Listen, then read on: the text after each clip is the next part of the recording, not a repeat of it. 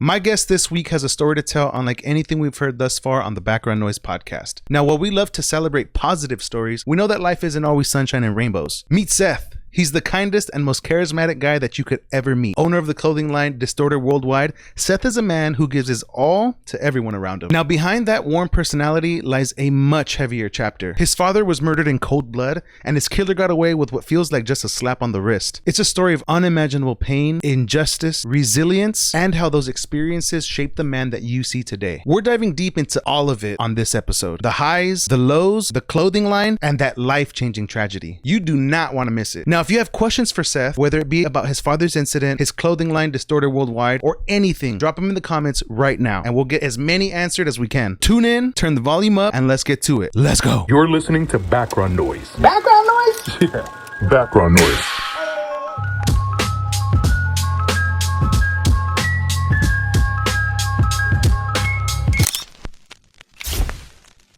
Who's your barber? I do it myself, dog. I did it this morning. Sheesh. I did it this morning, but my mom just got me these little, those mirrors. Oh, the ones that fold? Yeah, yeah, those are tough. I was in there. It's funny that you text me hey, bro, if we could do it at 2:30, because I was going to tell you, I'm like, hey, if you don't mind, bro, we'll probably do it around 2:30 or 3, just because I had to do that, and then I cleaned my room, bro, because it was a mess. Because Mondays are the days that I kick it with my girl, and we'll be here, and we'll just... So is this your actual bedroom? Yeah. Okay. Yeah. Setup's fire. Appreciate it, dude. You know what's funny, dog, is that I never actually, I never used to put anything on my walls. That's a new development. Yeah, because the only thing I was going to tell you, because you're talking about doing it in different places, I was going to talk about my crib, because I have my own game room, and it's really cool. It's in the works, because are we going? Yeah, dog. Okay. Yes, sir. Let's go. Yeah, I just want to make sure. Yeah, because my mom moved out, because she moved in with her new boyfriend, which we can get into that, too. Okay. And there's so much to get into.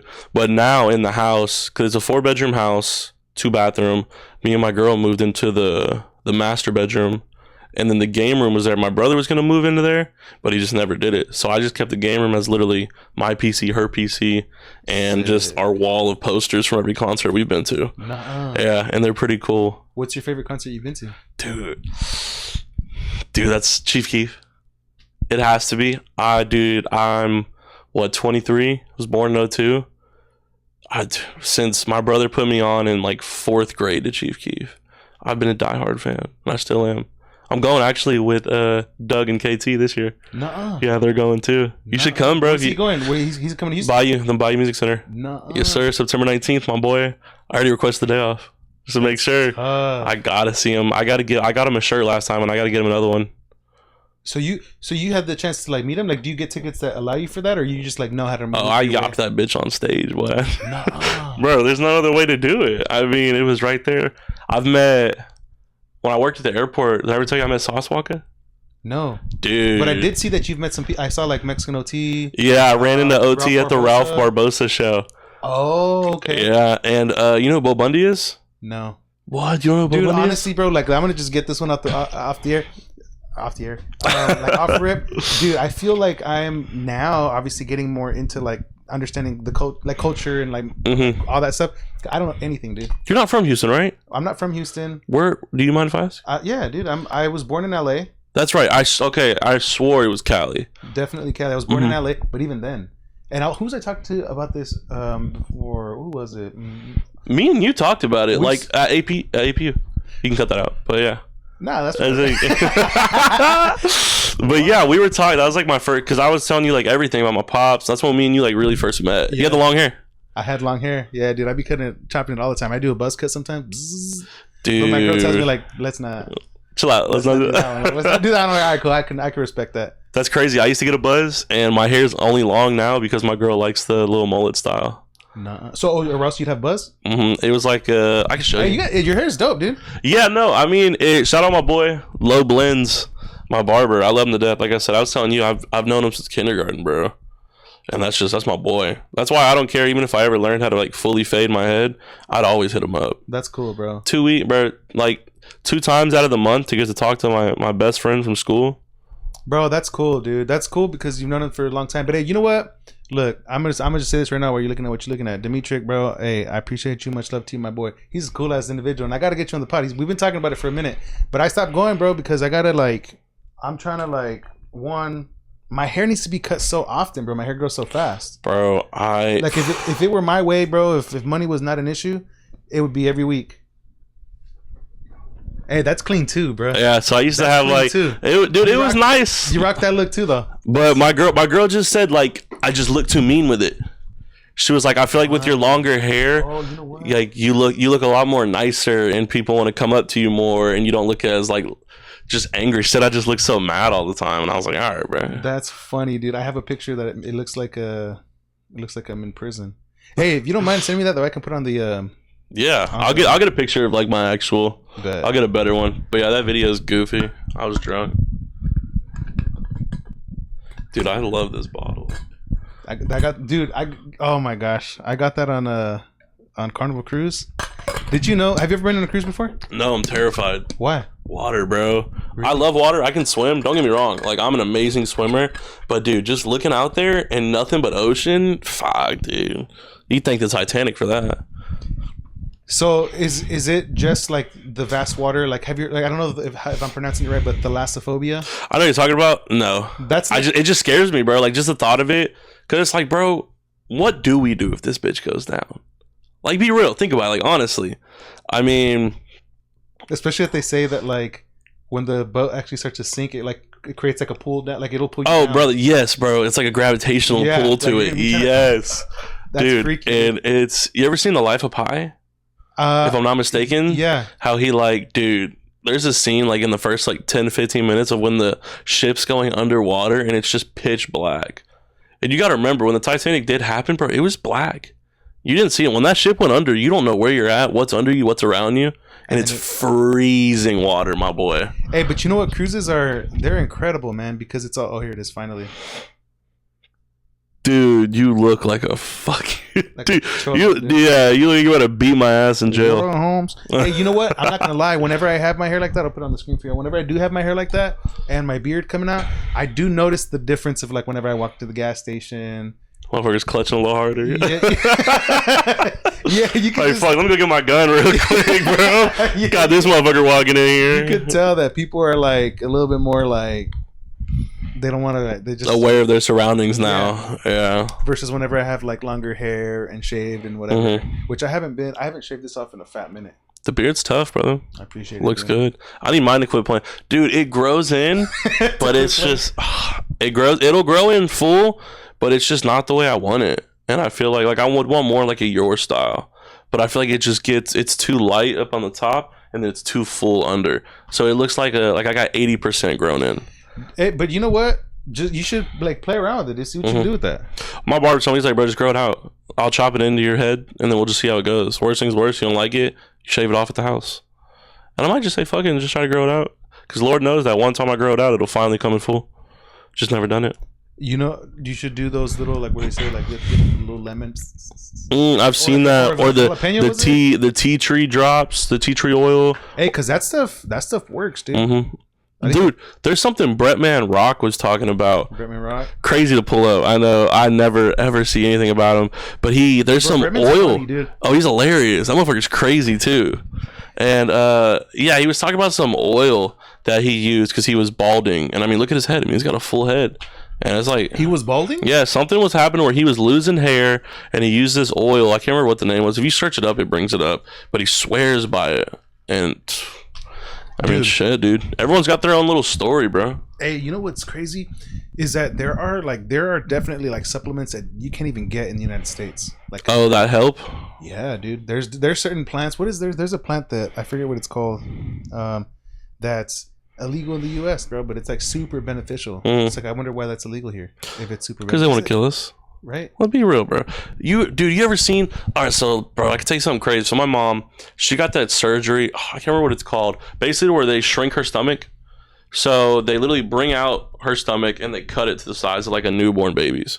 So so she has to get a certain amount of calories. Like she can't do anything. Like I remember the first like 8 months after surgery, she could only drink like chicken stock.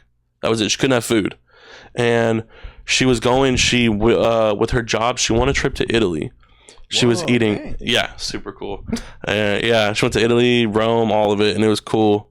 She was eating. She was like, dude, I'm eating pasta, I'm eating pizza, and like I feel fine, and I'm just like, she ate one what is it, the roll from Texas Roadhouse, and she literally thought she was gonna like explode, and now she's eating like pizza breakfast, morning, night, and nothing's happening.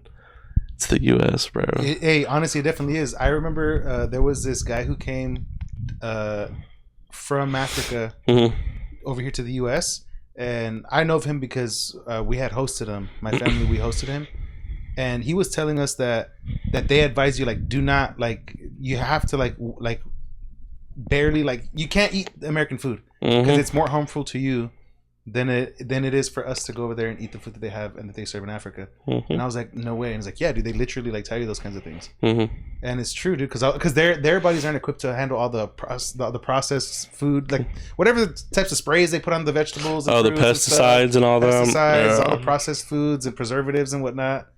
I was like, damn, that's crazy. It kills you, bro. They want us to die, bro. It's truly sad. Hey, and you know what? What's scary about that is how there's this post that I saw, and it was the comparison between a pineapple, like a pineapple seed, versus that was purchased from somewhere here in U.S.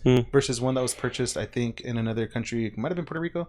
Completely different seed. And you can see the difference, right? Like the person in the post was saying, like, oh yeah, like I've been trying to grow the American one for like 2 months already, and I've had this one for like a week and a half. Yeah, and it's already produced more like roots. So it's like, even when they do, because I know that a lot of fruit and vegetables now are seedless, which was I was first, bro. A fruit or a vegetable should have a seed because it's meant to reproduce. Have you seen strawberries? No, dude. Our strawberries, the inside are white. Anywhere out of the country, it's like pure red and pink throughout the whole strawberry. And it's like, bro, what do you mean seedless watermelon? Yeah, you know how many seeds should be in a watermelon, bro? And it's just, and people are going and they're stocking up on this, and I'm like, dude, my grandpa, he used to grow his own watermelon. And dude, it scared the shit out of me as a kid because he always told me, he's like, you better spit out those black seeds or you're gonna grow a watermelon in your stomach.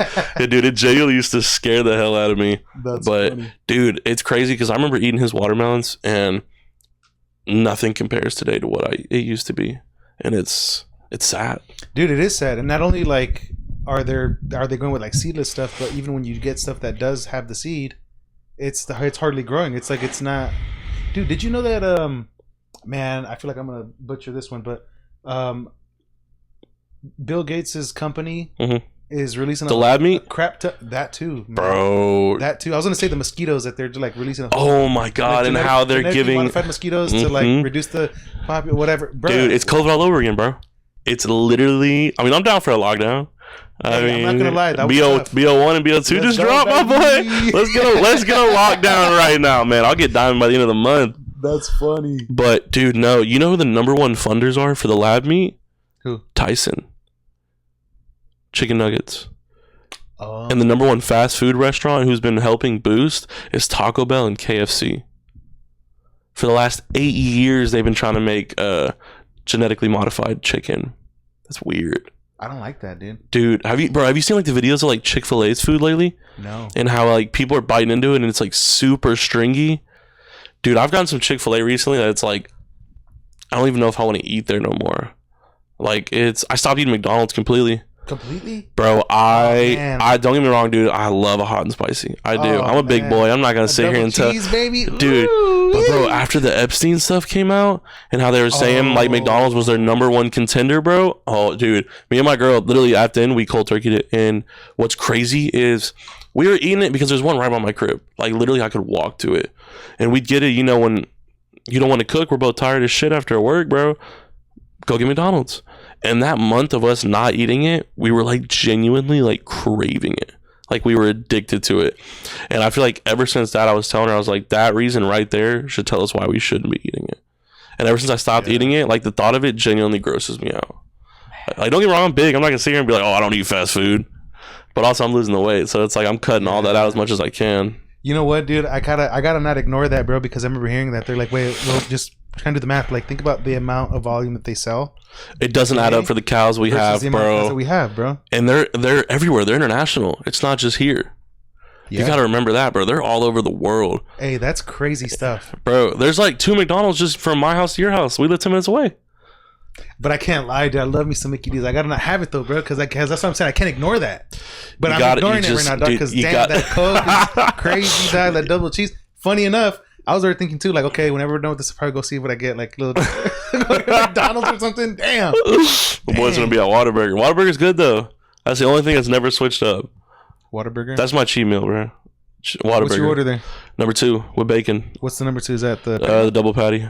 Double patty. Patty melt, it's overrated in my opinion, bro. It's cool, but I mean the best thing on there is that honey butter chicken biscuit. No, have you ever had that? Mm-mm. I've only ever had the cheeseburger, right? The regular cheeseburger, and then I got the patty melt because it was like per recommendation.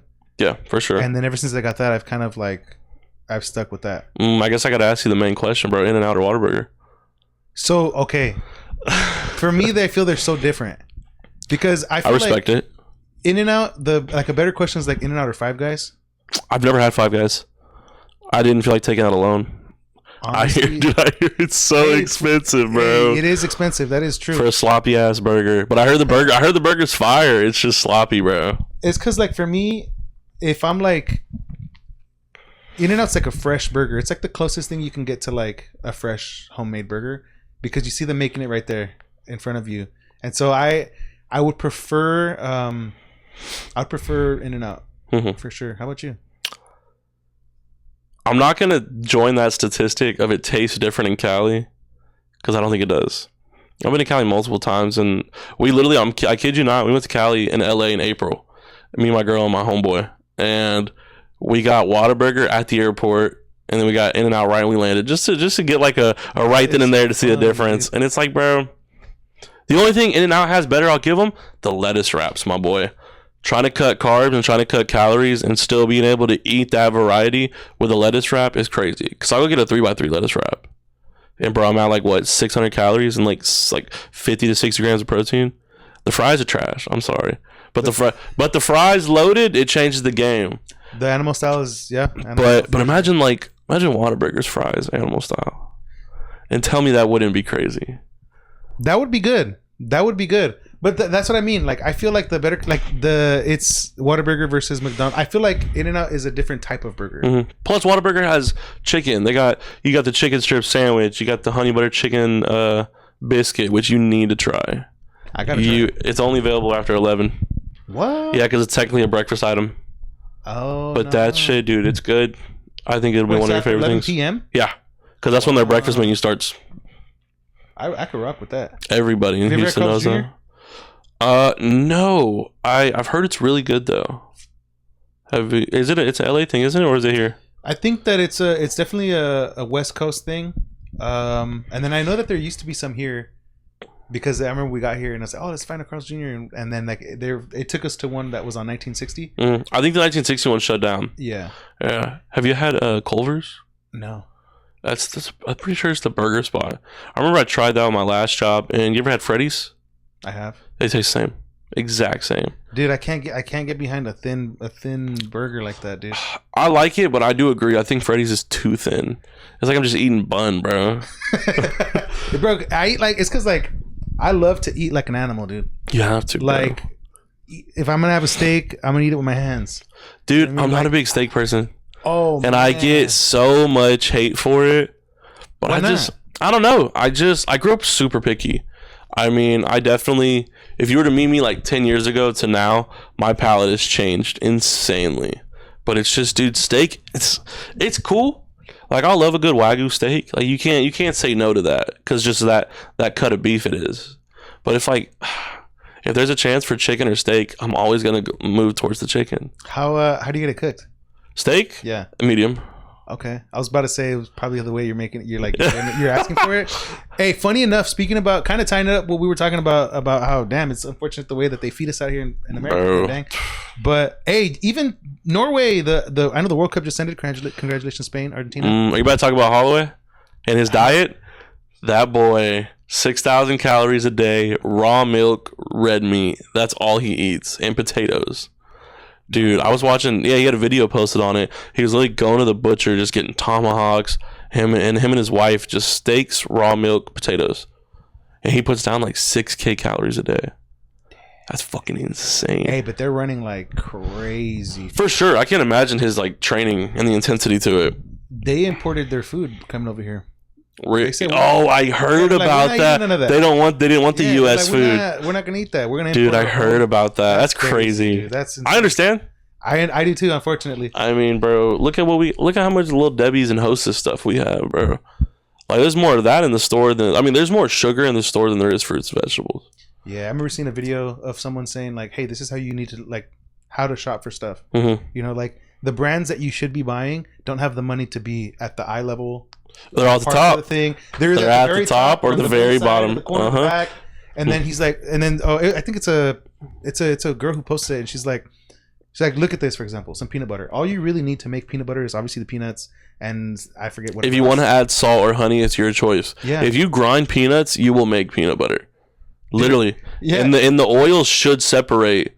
And that's what's weird is, bro, you see Jif and you see Skippy on the shelf, bro. It doesn't separate. It doesn't, dude. It's fake. Dude, it's crazy, dude.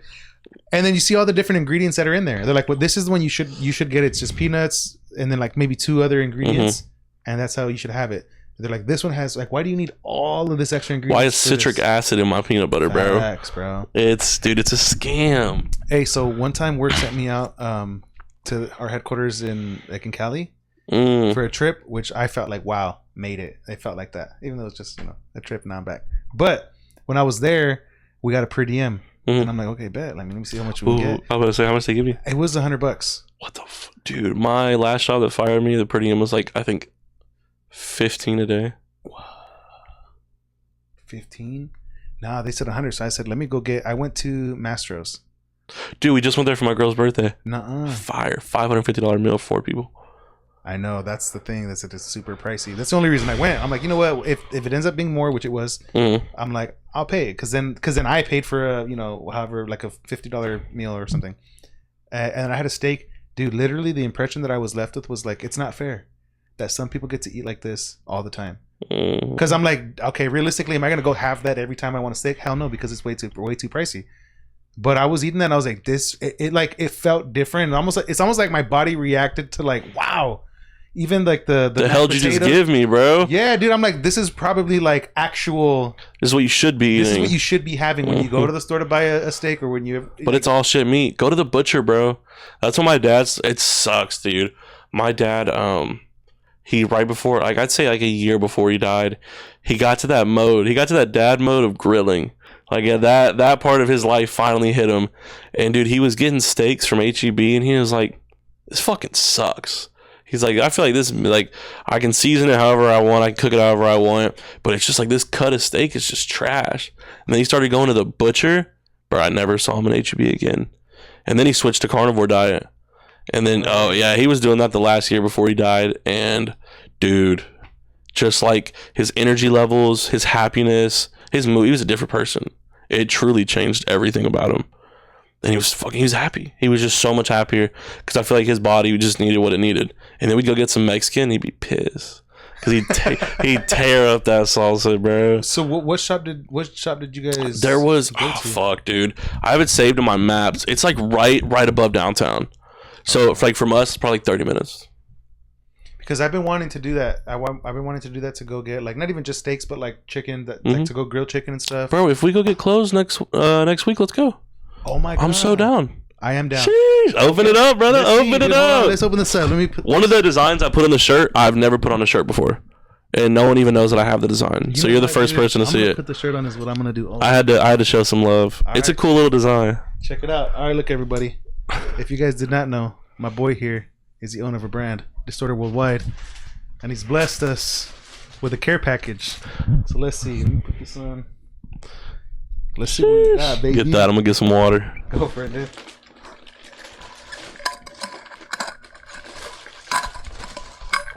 Which, by the way, Space City Steve, baby, let's go. Let's see, bro. Ignore the handwriting, bro. I got terrible handwriting. Yeah, I didn't go to bed till 5 a.m. last night, finishing it off. Real? Did I pass out at like 5:30, and then I was up at 10 for my fade. Damn, soon be tired right now, huh? Nah. Bro? Too much good energy, bro. I got 5. I'm good. Oh, Damn, boy. Look, Hold on. I need to show the camera how I'm over here reacting. Damn, look at that. Damn, this is tough, bro. Let me see. Yeah, because I didn't know if you were going to have a drink or not. So I had one extra little, what is it called? Little koozies. So I was like, bro, fuck it, let me make him a little koozie. So it's a little distorted koozie. Hey, you know what? Oh, look at that. You can't finally call me with my car, damn it. Bro, these are so tough. Hey, you know what? If y'all didn't know about Distorted Worldwide, is that bro makes all of this stuff by himself. And that is definitely something that I admire about you, my boy, is that you do this stuff all yourself. It was too hot in the garage. I actually brought my heat press in my living room, and I put that bitch on my coffee table, and I was making your clothes in the living room last night. Dude, that is, bro, it's so epic that you have that you can say that, you know, because like the stuff I do, I take the it's mainly about the photos that I take that I put onto something. It's your craft, bro. Yeah. But I love that extra touch that you get to do of like I get to put my love into it, bro. That's so sick, bro. I love that. Look at this. Yeah, it's one of my favorite stickers. Look at that. Yo, that camera's doing me wonders right now, focusing on that thing. Sheesh, didn't even know autofocus. It went straight to autofocus. That is so sick. I'm gonna I love having stickers on my computer. I just recently took some off. Mm-hmm. And then I think I'm going to take them all off and then get a case for it. And then sticker the case? Yeah.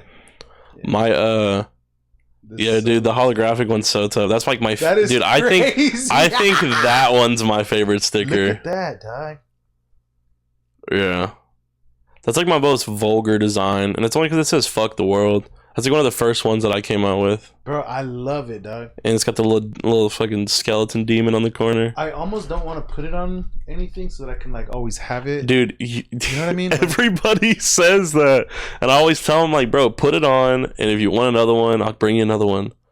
Dude, I have probably 1,000 of all the stickers. And then I have so many more designs. I just didn't know how many you wanted.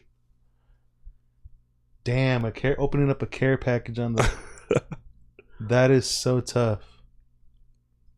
Okay, well, hey, while I'm opening this, where can people get your stuff, bro? I'm waiting if our place of employment does everything right, I should be doing a drop by the end of this year. So it'll be cool. It'll be 3 designs for a shirt. All stickers are free. I feel like, I don't know if you ever heard of the brand FCP. No. It's for fuck the population. There's a guy in LA named Zach, and he makes the brand. And dude, he's been doing the brand since, Lord, 2013, 2012. And I found it in 2016. And I feel like everything he did for his drops was one of the reasons that made me want to get into clothing design. Because I'm like, dude, I'm sitting there, fucking mom's credit card that I begged her to let me get something with, waiting for 2 p.m. on a Saturday to do this drop. And I was like, bro, like, the fact that he can just put that into someone made me like, dude, I have ideas. I think clothes are cool. I've never been a huge connoisseur of all of it. You know, I'm a very basic person. I mean, my Instagram and everything's CarhartSeth, bro. I can't tell you how many Carhartt shirts I have. That's all I wear. And yeah, the little koozie's fire. And yeah, it's just like, bro, if someone else can do that, why can't I? And I feel like, I mean, look at how excited you are just opening this stuff, because you know how much respect I put into it and how much love I put into it. And you can't buy that, bro. And I think it's cool, bro. And plus, especially like, I have a couple guys who make designs. They just do it for fun. And if I like it, I buy it from them. It goes both ways. And like, I met a really cool dude on Instagram who was getting no sales. And he was just like, man, I don't know why people don't like my craft. I thought his shit was badass. Like the bottom one, the one with the gun. That was one of his designs that he was like, bro, I made something. And he made that specifically for me, just because like we had talked a couple times, and then I was like, how much do you want for it? And he was like, oh, brother, it's free. I'm not gonna give it to him for free. That's like one of my favorite designs. I paid $80 for that design. That is, dude, that's tough, bro. That's crazy. Everybody has ideas. Nobody can just share them. And I feel like it's cool to be put in a position to where I can make clothes. The design can be mine as well. Wow. But also, it's like I have a team of creators now because of it. And look, now you got a smile on your face because you just got some new stuff, bro. Legit, and just, dude, money can't buy that. Dude, honestly, That's why I told you I don't want you to pay for any of this stuff, bro. It's a gift. That's crazy, dude. That's insane. I'm very much enthralled by not just the result, but the stuff that it takes to get it done. The fact that you would buy the design off of a friend or acquaintance. He's a friend now. Friend that had a design, didn't know, like, just all of that is legit, because I remember feeling that about music, and I think I might like revisit that later in life, where I saw a video of somebody, a tourist that was in another country, and he was watching street musicians play with a violin and a upright bass, and I think maybe a cello.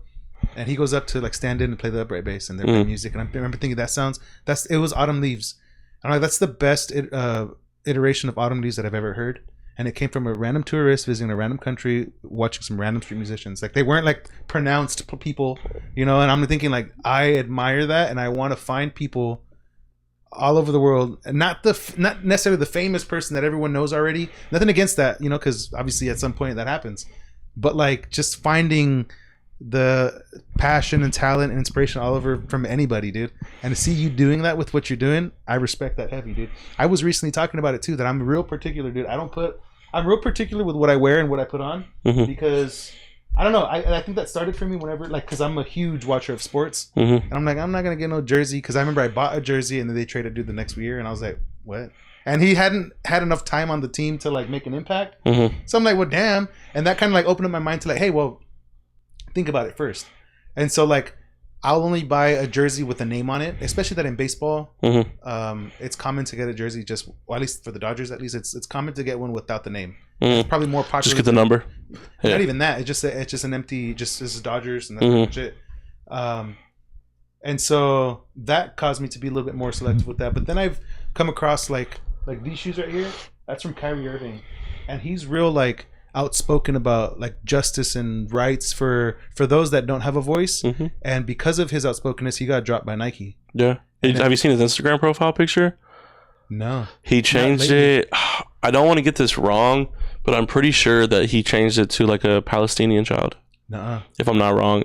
Hey, did you see that Spain brought out the Palestinian flag whenever they won? As they should. Can't shut them out now. They won. Right. And it's all live. And then, the camera tried to, whoa. Oh, dude, they switched. Did you ever see when, holy shit, now that we're bringing that up, on Kendrick Lamar, when he was doing the Super Bowl, there was 5 to 6 different dancers who went out of their own way to rip a flag out, and they instantly were getting tackled and like brought off stage. No way, dude. You got to find that clip and insert it. But yeah, there was people who were bringing out the Palestine flag, and they took the camera off so fast. And it's crazy. It's a shame. Yeah, dude. And that's why I'm like, nah, bro. Like I want to only rep for the most part, right? Because there's some stuff that, I mean, you wear random stuff. Dickies. You know? Yeah, I feel you. No, for sure. If I could be totally suited on the stuff, then I probably would. But I like that, dude. All right, let's see, dude. Yeah, this is one of my favorite little, like, this is like my skateboard design. Oh. Yeah, I never do the emblem in the front and then the big emblem in the back, but I feel like that design's just, it fits it so well. Damn, this is badass, my boy. Do you know what 988 is? No. It's the suicide prevention line. So that design, I had a friend that killed himself a couple years back, and I feel like I just always wanted to put 988 on a shirt, and he always loved skeletons. So that design goes out to him. Nuh-uh. Shout out my boy. Rest in peace. Shout out to your homie, my boy. Hey, are these? I know you just recently made them, bro. Are they ready to go? Like, can I put it on? Or put it on, brother. No, it's good. Bro? That's the cool thing with the DTF is once you freeze it. So basically, the heat press, there's a glue under the film, and you put it. You can show this if you want. I don't care. I mean, you can find all this on YouTube. So I'm not gonna gatekeep something that's out there. So you put the design on the shirt. You put the heat press down. The heat press melts the glue that's on the design. That's it. It was just those two. Okay. And then you take the heat press off. And what I do is I throw the shirts in the freezer. Because when it gets cold, the glue hardens. And the freezer's been the best thing to where people have washed the shirts 30 to 40 times as of now. And the film's still there. And then, yeah, so I'll make them. That's why I tell you I play a couple games in between, because I would make them, throw them in the freezer, and go do it, bring it out in like 10, 15 minutes, make sure it's solidified. And I've had no problem since. It's cool as a process to it, bro.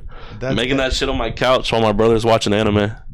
And I'm just chopping it up with him 4:30 in the morning. Bro, that is legit. I fucking love that, dude. I'm stoked right now, guy. That's my brother's favorite design, is the dog. I am stoked right now, guy. Yeah, I mean, like, I try to take everything professional. Like, it's all wrapped. It's got the cardboard in it. Like, dude, is it paining you that I'm just like ripping this stuff open? No, dude. It's because you're doing it with a smile. That's what it's for, man. I just want people to be excited about something that I made, bro. I feel like there's no better feeling than that. What do you mean you want to go work and bust your ass and spend that money on something I made? You know, there's a love in my craft, and there's a love with people wanting to share my craft. And I think it's cool. It's nothing crazy now, but I mean, after my dad died, I feel like I took a break from it. Shout out you, though, because of this podcast and everything, like talking about it. And I mean, you're the first reason that I've made clothes in the last 2 years. And I feel like I got that spark back that I needed. So thank you, bro. Bro, that, I mean, I appreciate it. I've been able to influence that in the slightest, my guy. I needed it. Yeah, I mean, I got a bunch of those little ski masks because a bunch of my homies are welders. So they wear it while they're welding all day. Dude, this is... Now you're back looking to like a cholo again. Just show the stash. Yeah. Oh my, this is sick, my dude. It's fire. I'm doing the rest of the pod like this. Look at hostile. That is, dude, come on, boy. This is crazy. Let me see, dude. We got one last piece. Yeah, it just has the garment on the front.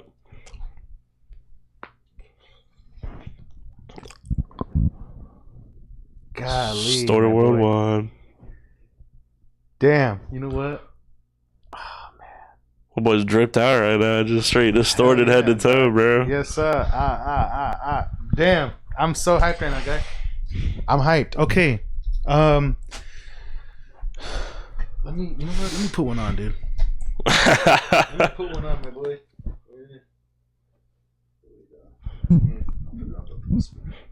For this.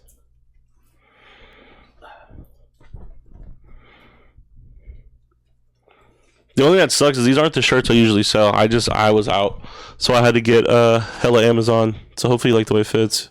You said XL, so. Yes, sir. Sheesh. Look at that.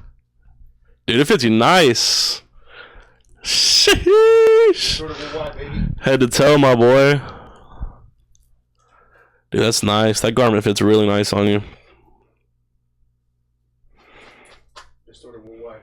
I like that, dude. Damn, this is tough. This is tough. Let me see. So I'm curious, where, and I know you've told me before, but for the sake of having it on the camera, where did the like doing clothes, like how was that the outlet you chose? My brother had a big role in everything I do. I mean, you said you have your siblings and everything with you. Mm-hmm. Are you older or younger? I'm the second youngest, so I have two older sisters and one. Two older sisters. My whole life it's just been me and my brother. I mean, he was always my big brother. He was always, anything he ever did or wanted to do, I was influenced by it. So him and his friends, it was their idea to get a clothing brand going, and then all of it, and then I joined in whenever everything with Distorted happened, and then we all did stuff together with it, and then they kind of, I feel like you could definitely tell that I was the only one, like, the most serious about it. Because for them, it was just, the thought was cool. But for me, I was just like, dude, fuck the thought. Like, I want to see this shit.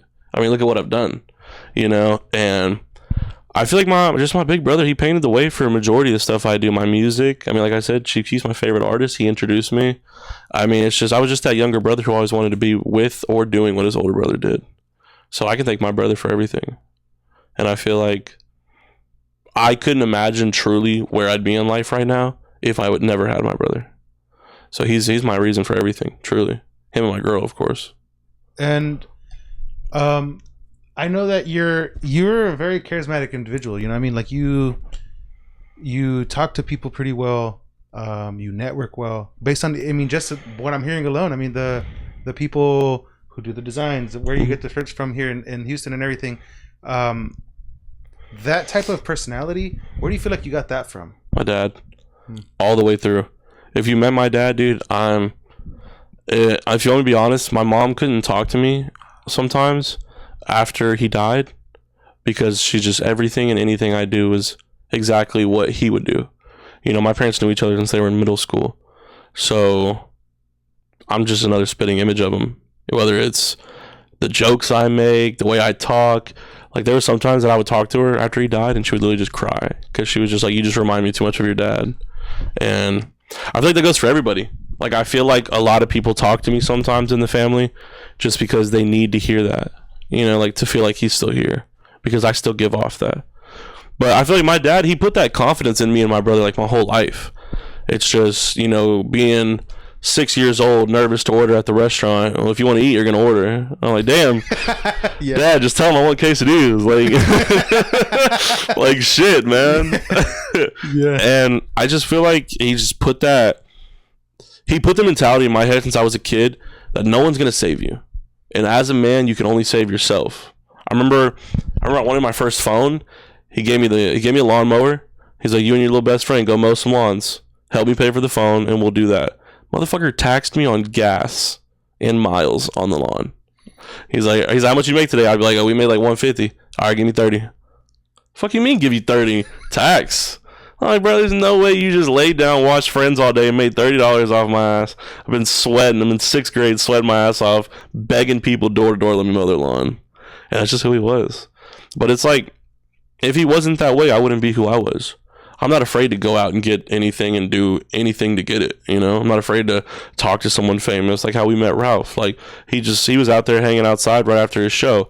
Bro, we chopped it up with Ralph. We chopped it up with Mexican OT. I got to chop it up with Bo Bundy again, which he's a Houston or San Antonio rapper. I always hear both, but I don't want to get it wrong.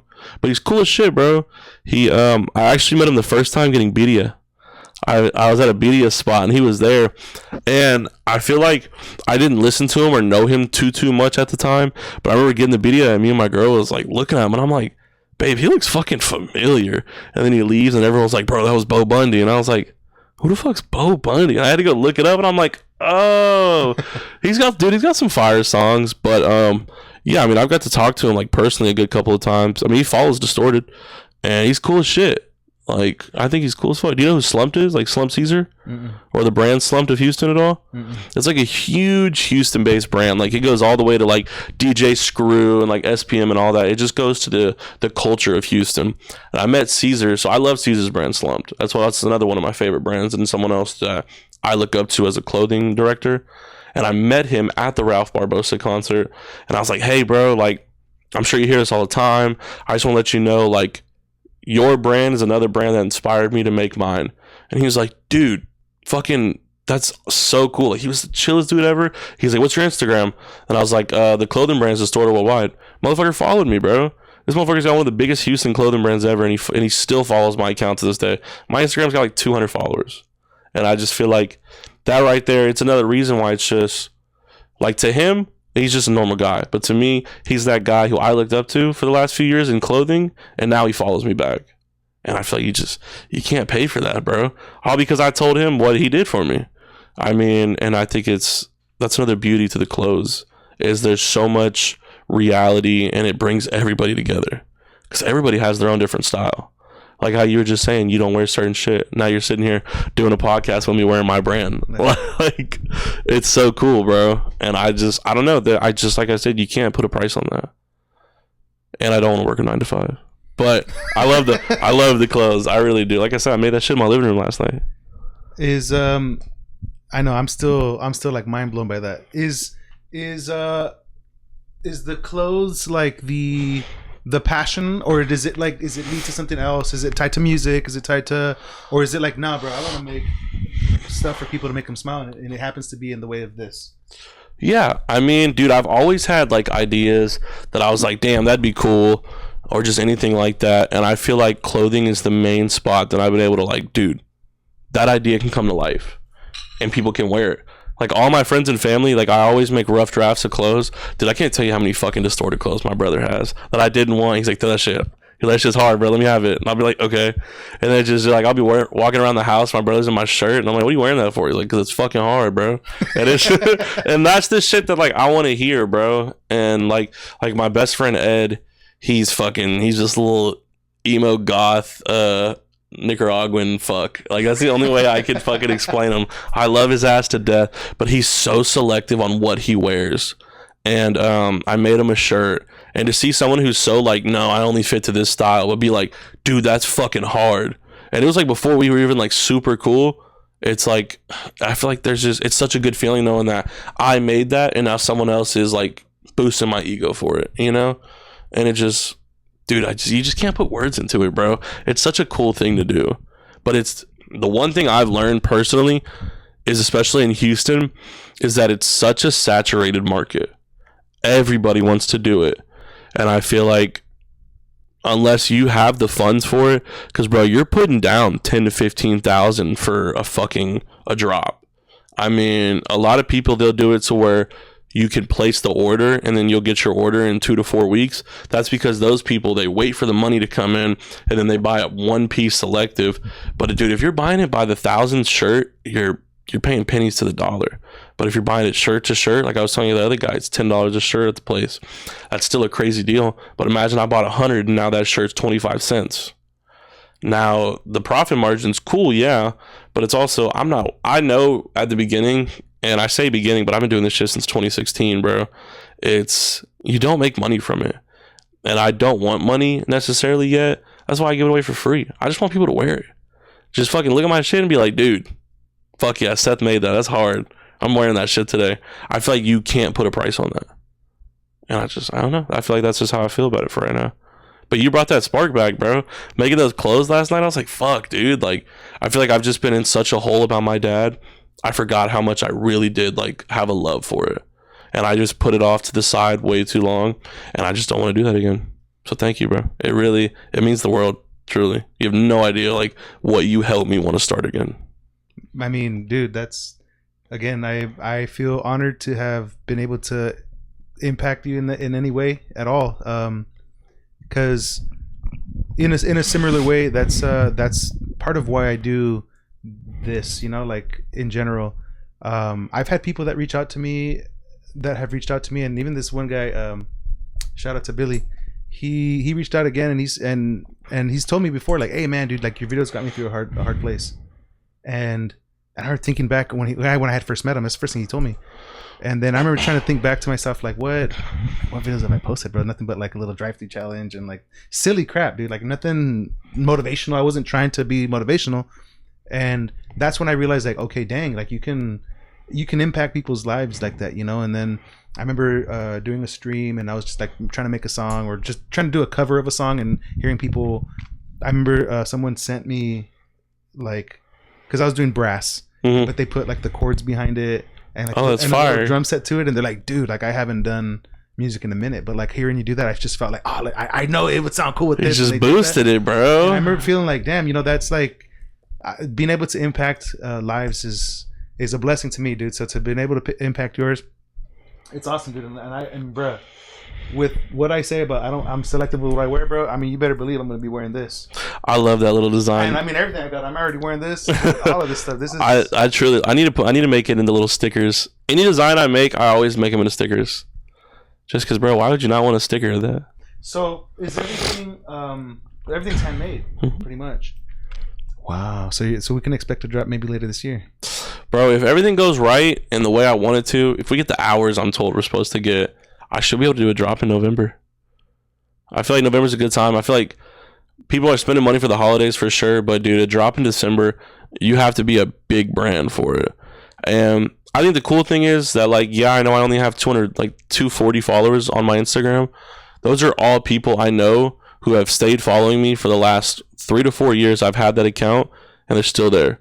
So, and I still get hit up to this day. Hey, bro, when you dropping those shirts? And it's like I told you, that hole, bro. It's like, yeah, like that. It felt good to be like, oh, okay, they still want me to get, do a drop, but it's like, I'm depressed, bro. I don't want to get up. I don't want to make these shirts. I don't want to do anything. Just the loss of my dad, bro. It killed everything. That's the reason why I'm as big as I am right now. Just I just fell in that hole of eating, bro, and not wanting to work, bullshitting, hate my life. My dad was my everything, bro. I mean, between me and my brother, like, my brother got into a huge argument, and he did it himself when he was 19, but he got kicked out. And well, they didn't kick him out. They told him do this or get out, and he chose. He's a grown man, you know. He chose. He's like, fuck it, I'm ready. So when he left, you know, it was just me in the house, me, my mom, and my dad. My mom worked way more than my dad, so anytime we hung out, I mean, it was just us two. And I feel like it didn't hit me till like a year after he died. Like, I was in my car because I was just like, damn, bro, it's been months since I've heard his voice. But luckily, I'm blessed enough that his brother and my grandmother live out of country, so they send WhatsApp voice messages. So I have hours of him talking. Wow. And dude, that's the biggest fucking blessing on this planet. And so I remember just getting off work, just fucking pissed, bro. I was like, dude, like, haven't heard his voice in a year, bro. Like, what am I doing? And dude, I don't know if it was just a little kid in me, bro, but I had him playing through the speakers of my car, and I passed out in my driveway for like an hour. Because I feel like I finally got some peace. Wow. And I remember waking up and being like, I just started bawling, bro. Because it finally hit. It was like, fuck, dude, like, he's not coming back. You know, I'm not going to walk through my door and see his fucking lazy ass reclined fully in the living room. I'm not going to hear him, what the fuck do you want on your steak? I don't care if you don't like steak. You know? I'm making a steak, you're going to eat it, bitch. And that's just who he was as a person. And I feel like, I mean, it's made me want to grill more. It's made me want to turn those Sundays into watching football, throwing something on the grill, or getting Wingstop. That was his shit, dude, getting Wingstop. And it's the little things, bro. And it's like you were telling me, you know, you understand a part of it, of what it feels like to, I don't know if you want to get personally into that. Mm-hmm. Well, just like how you were just like, your father's here, but you know what it's like to lose him. And I'm sorry you have to go through that too, brother. Like, I wish it wasn't you. But I mean, I'm a firm believer in the Lord and our God, Jesus Christ, and everything. And I hate to say it, bro, but everything does happen for a reason. And there's nothing you can do about it. You know, it's God's timing for everything. There's nothing I can do about it.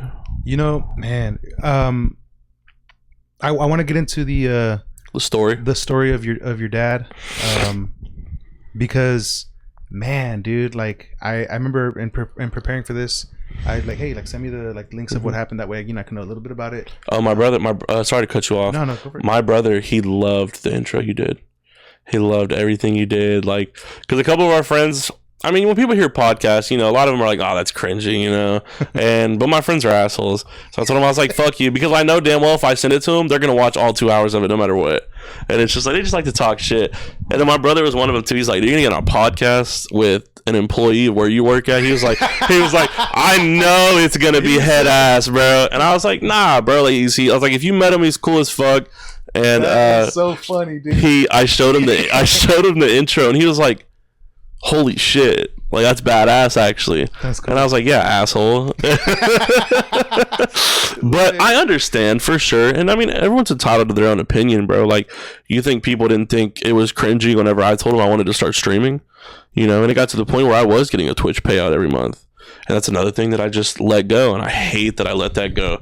Because, dude, I was averaging a good, like, 10 to 13 viewers, and dude, that's hard to get on Twitch. Hell yeah. And yeah, getting a follow, every other thing, getting random. I mean, dude, you're telling me someone randomly who went to work, I made them laugh on my stream, and now they're gonna give me money to keep streaming? The fuck? Like, dude, it's insane. And I remember streaming on TikTok. I was getting good traction on TikTok, bro. So when was the streaming happening? Like, dude, around what year? I would say personally, like 2020 to 2024, I streamed a super, like, 2020 to 2022, I was constant every day after work, after the airport, 8 to something, because at the airport you'd wait for your planes to land. So let's say I did a morning shift, right? I'd get in there around 8, we'd clean 4 planes, the last plane would get there around like 12 in the afternoon, but then I would wait all the way till my Air Canada flight, and that flight wouldn't get there till 9 to 10 p.m.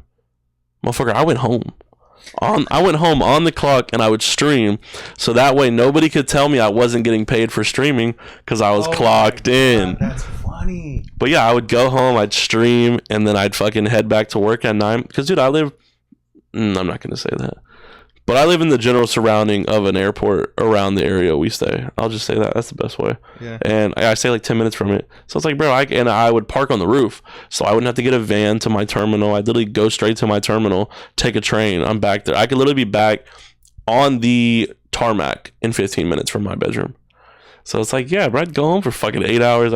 I'd eat, chop it up, work out a little bit, and then I'd go stream. Because I was getting paid for it. Badass. That's a funny story, dude. Dude, I did that for years. What were you streaming? Any games. So it was like you didn't say dedicated to a specific like niche or whatever? No. I was always open to super like any games. My boy DK from Dallas, when he came down, we were doing the IRL streams. I think we were making chicken Alfredo in the stream. But it was just 2 hours of us bullshitting and just fucking around. And then we ended the stream only because we went to watch Interstellar while we ate. And DK's never seen it, and I didn't want to get copyrighted for Interstellar. But yeah, so I mean, I've never been opposed to being in front of a camera. I think it's always fun. I think it's cool. I don't know, and I just always get told that I make them laugh. Like I feel like you can't pay for that either, bro. Laughter is a gift, you know, and to be able to have someone express that because of you, I feel like it makes you a gift. You know what I mean? It's a little head assery, but it's the truth. It is, bro. Who doesn't want to laugh? I'm saying, hey, good vibes, my boy. Yeah, there's too much negativity in this fucking world, and I feel like after 2 years of negativity, bro, I'm just done with it. And it's just like, if I want to do what I want to do, and someone thinks that it's cringy, it's stupid, you're not doing it, bro. Right. You're still gonna watch the video because you think it's cringe. I'm still gonna get that view. yeah. Dude, like, I was keep watching, bro. I was going back and forth with somebody in my comment section because they were like, "Are you kidding me, bro? There's more AI in here than there is actual like content or like humans and stuff." Was it like the stuff with you and Ronnie? Yeah, dude. I mean, yeah, I can understand how it's head ass for sure, but it's like, bro. You seen the fucking AI fruit porn on TikTok, bro? You're telling me, like, bro, there's so much worse in this world. And I think the shit you were doing with Ronnie was cool. Or how when y'all were talking about that euphoric feeling when you get into reading. Yeah. And then how it opens up in the book. I was like, bro, what? My brother was like, what, an AI? And I was like, nah, for real. Yeah. But dude, I think it's your way of expressing it, bro. Yeah, so who cares? For me, the way that I feel about it in general, because I remember I kind of ask everybody about how they feel about AI. Because I, for one, I know that I have a controversial take on AI. Mm-hmm. Because I don't see the impact that it has on people that maybe have built a whole life that now got switched underneath them. Because I feel like I'm a creative person. I have creative outlets. It gives you the opportunity to bring it to life. Right. And it's like, I feel like I should be one to be offended if it were something to be offended by. Like I like to think that I classify myself as that person. Like I would be offended if it were something to be offended by. But I even see like Timothy Chalamet and his studio that he's partnered with, A21.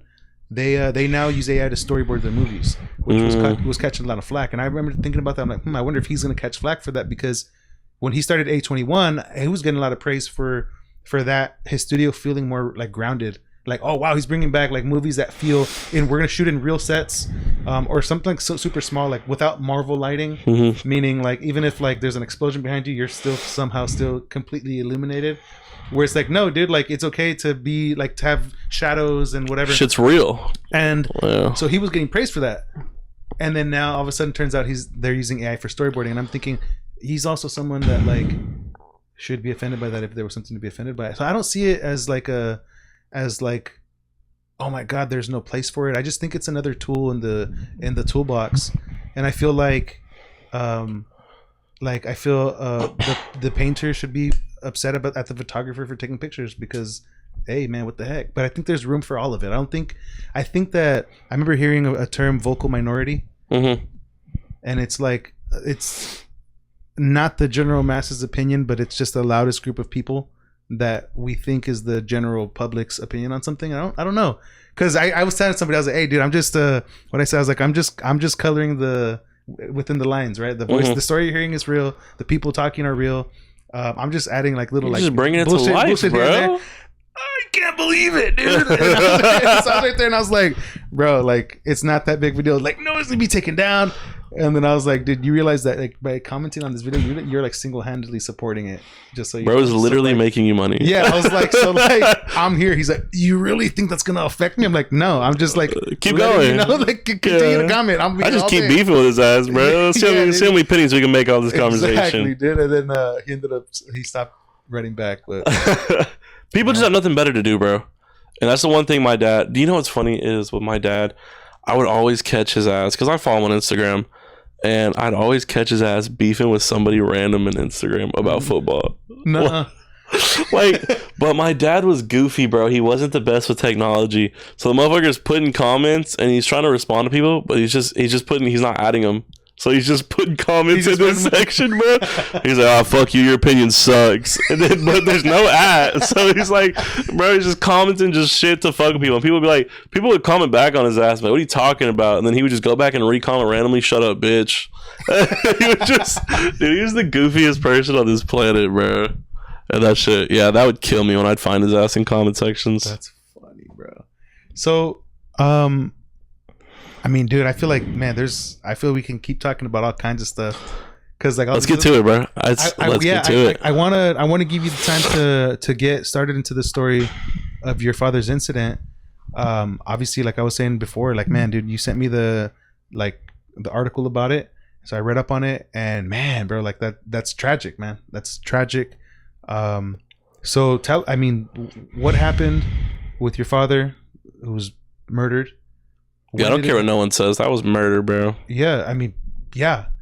So when did it happen, and how did you hear about it first?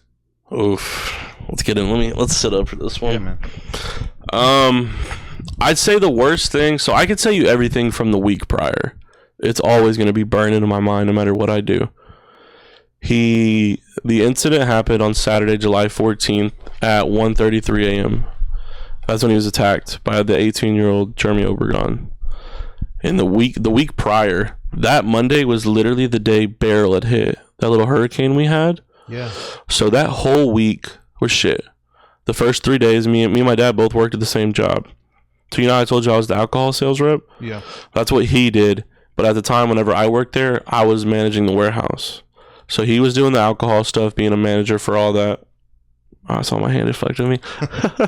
So he was being the alcohol sales, everything, all that. Because he's great at sales. I mean, he can talk just as well as I can, if not better. And I was doing the warehouse. So obviously, if I couldn't go into work, he couldn't go into work. And we both agreed we could have gone in that Wednesday. Okay. Yeah, and I looked at him and I was like, let's say we can't go in today. And he was like, damn, that would be a shame, huh? And I was like, so we took Monday, Tuesday off because that's when the hurricane was the worst. And we could have went to work Thursday, but we stayed home, which thank God we did. I mean, I just got more time with him, you know, because nobody knew that he was going to be taken from us 3 days later, you know. And Thursday I went to work, Friday I went to work, but mind you, my crib has no power all week. We lost power 6 a.m. Monday right before the storm started, which we never lose power during hurricanes. We always lose internet, but dude, Harvey, we had power the whole entire time. And I was like, which Harvey? Blessing, full blessing. I'm gonna knock on some wood for the next one. But seriously, like, it's a huge blessing because I mean the street across from us didn't. And of course, we told any neighbor on that street, hey, we have power. You need a shower, you need anything, please, you're more than welcome. You know, I mean, I'm the same people who lived in that house since I've been there, since 06. So it's like, it's whatever. And yeah, dude, we lost power all week. So mind you, me and my girl got a pillow in my car every night, sleeping 4 hours with either my car on or her car on just to get AC because we didn't have a generator at the time. And when we tried to get one, of course, now they're all sold out because of the storm. And the whole week we're sleeping in my car, catching naps, fucking cooking bacon and eggs in the garage on the grill, or we had a little flame grill. And it just felt like we were camping in the garage, bro. And yeah, everyone was around, and I'm so glad that Beryl happened because that whole week my dad stopped his diet because he couldn't. So that motherfucker we're snacking on Twizzlers, we're eating Doritos together. I'm like, what about your diet? He's like, shut up, bitch, that's next week. And it's just that hurricane for me. I mean, I pray no one died, and if they did, I mean, I hate to say it, but that's just what happens when these things happen. But that hurricane for me was a blessing. because it got my dad to do anything and everything and eat whatever the fuck he wanted because he's the biggest foodie on the planet.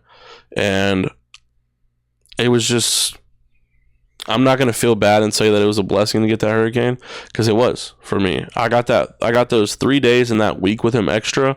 And like I said, he got to cut out on his diet and live his life, bro.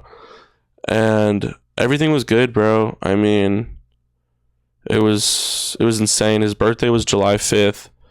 And he got beat July 14th on that Saturday. And during that week, you know, everything was shit. All the power was out. Everybody's groggy. I mean, literally my girl, my brother, and my roommate, they were coming up to the warehouse because my warehouse had power, charging everything, and just sitting in AC because the warehouse was fully vented. So it's like, it just brought us all together. And I kid you not, that Friday, me and my girl, I had Friday off because I had Saturday and Sundays off with the job.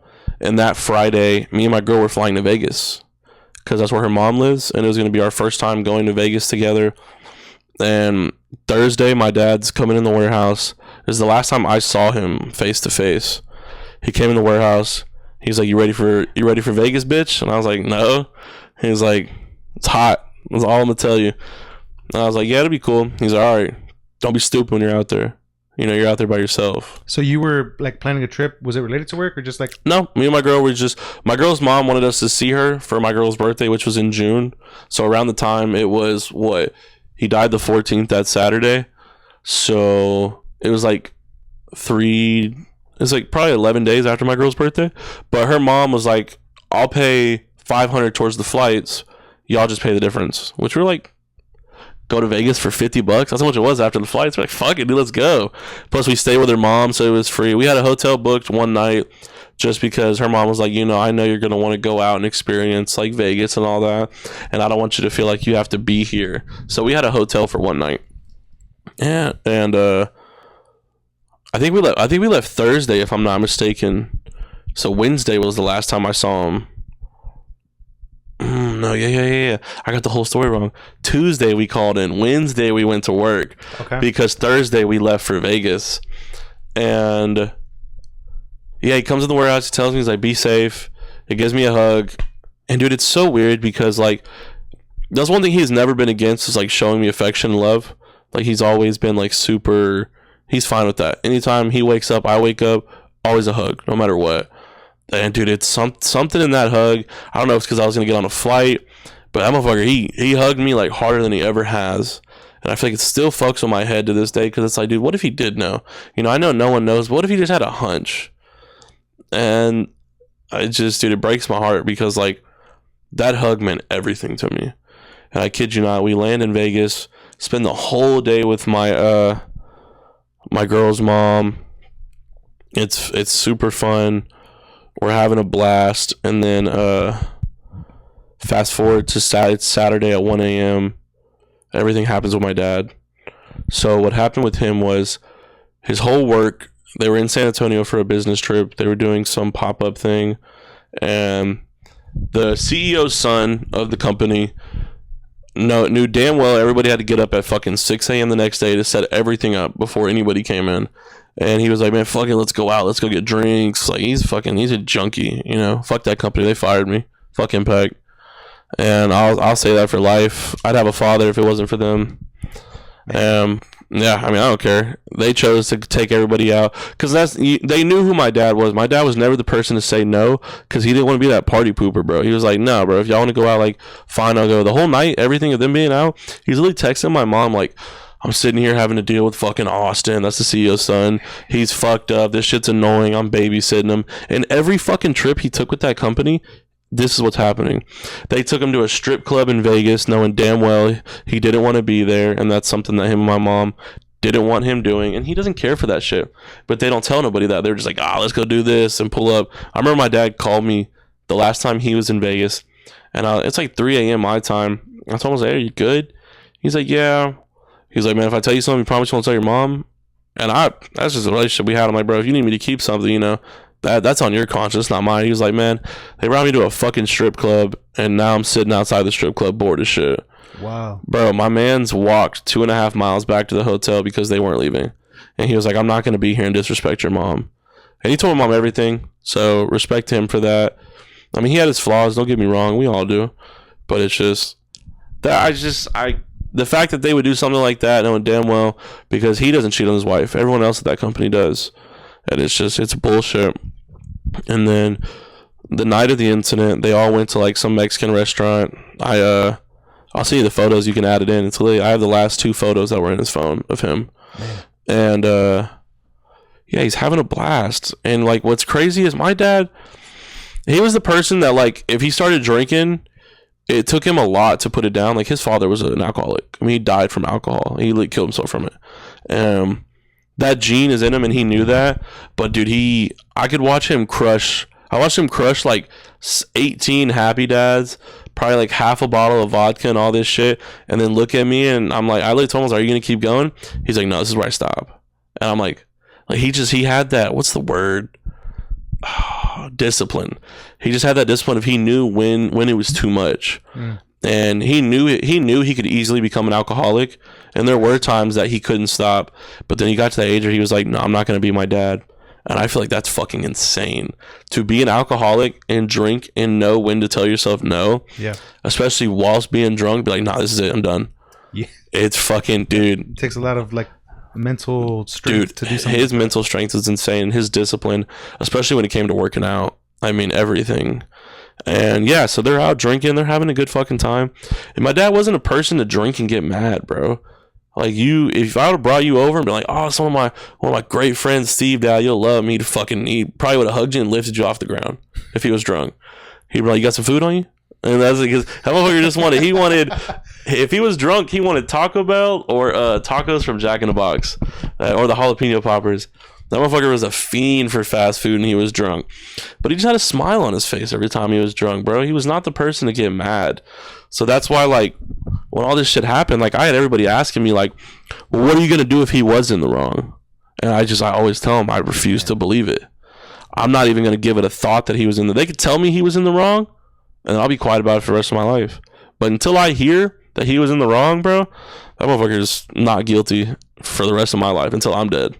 Are people trying to say that he was in the wrong? Yeah, because his blood alcohol level was like at a certain point of being drunk. I said, yeah, he had fucking 3 margaritas at his party's dinner. There's a picture of him and his coworker with like the little big margarita things, and he's just like, motherfucker's in the best mood, bro. And then what's crazy to me is to get all of your employees drunk and then Uber them back with only in pairs instead of at least, like, you could easily get 3 people in a car, 1 in the front, 2 in the back. And they Ubered my fucking dad back with the one old dude on that company who doesn't give a fuck about anything or anybody.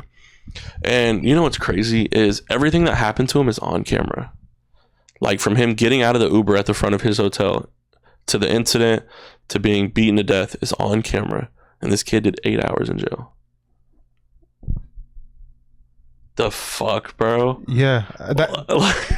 There's like, what do I say to that? Like, the DA of San Antonio just literally told me what happened in the video. I still haven't seen the video. They won't let me. I've been trying to fight for that for years, and literally 2 years now. And what's crazy is the statute of limitations to sue is gone. And I don't know who the kid knows or what anything, but dude, I haven't been able to do anything.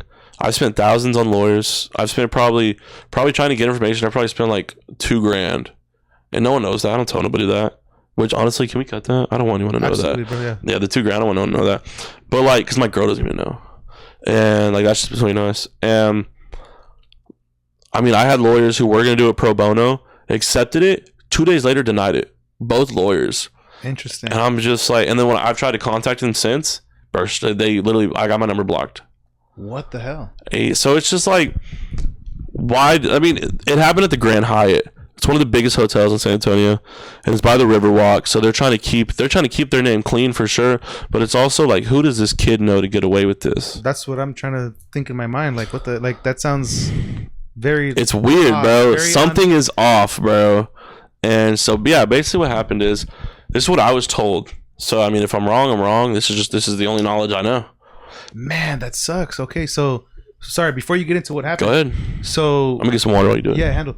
So wow, so you only know what they are telling you, and they're not letting you see the video. I don't understand how that's procedure. As me being his son, Because what's even crazier is, from what I've been told, is it's been off of investigation for, I think it was investigated for like 3 months, and that was it. The kid had one hearing and it got dismissed. What the? Bro, you're telling me you take a life and your first hearing gets dismissed? It's like, dude, what the fuck do you mean? Like, I was gonna drive to San Antonio, I wanted to see it, and then we found out literally that morning it got dismissed, and I was like, he was the #1 quarterback of San Antonio in like high school. That's all I know about him at some Christian school. Fellas, let's talk real estate for a second, because if you're thinking about buying a home or an investment property, you need somebody who actually has your back, not someone who's just trying to make a sale, someone who keeps you protected throughout the entire process. And that's exactly why you should work with Frania Lepe. She's a Houston realtor who takes your security seriously, financially, and legally. She makes sure you understand every step, every number, and every piece of paperwork so you never feel lost or taken advantage of. She's big on transparency. She'll tell you what's a good deal and what's not, and what traps you should avoid. And whether you're more comfortable in English or Spanish, she's fully bilingual, so nothing gets lost in translation. No surprises, no hidden terms. Whether you're buying your first place or upgrading to something bigger, Franny makes sure that you move confidently and safely. She keeps the process smooth, clear, locked in from start to finish. So if you want a realtor who treats your money and your future with the same care she'd give her own, contact Frania Lepe. Her is at Real Estate with Frania on all platforms. That's at Real Estate with Frania on all platforms. Secure the right place with someone who's really in your corner.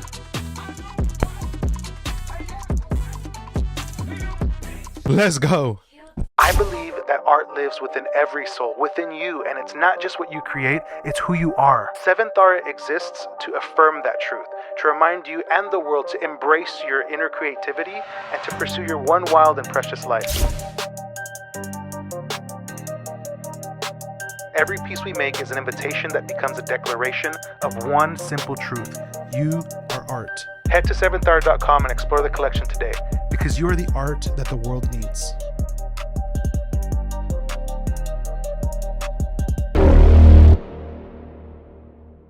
Literally, what happened from what I was told, he was Ubered back to the hotel. He got out of the Uber. The other guy who was with him was this old dude. His name's Greg Kopp. He's actually a cool dude. He didn't give a fuck. He's old.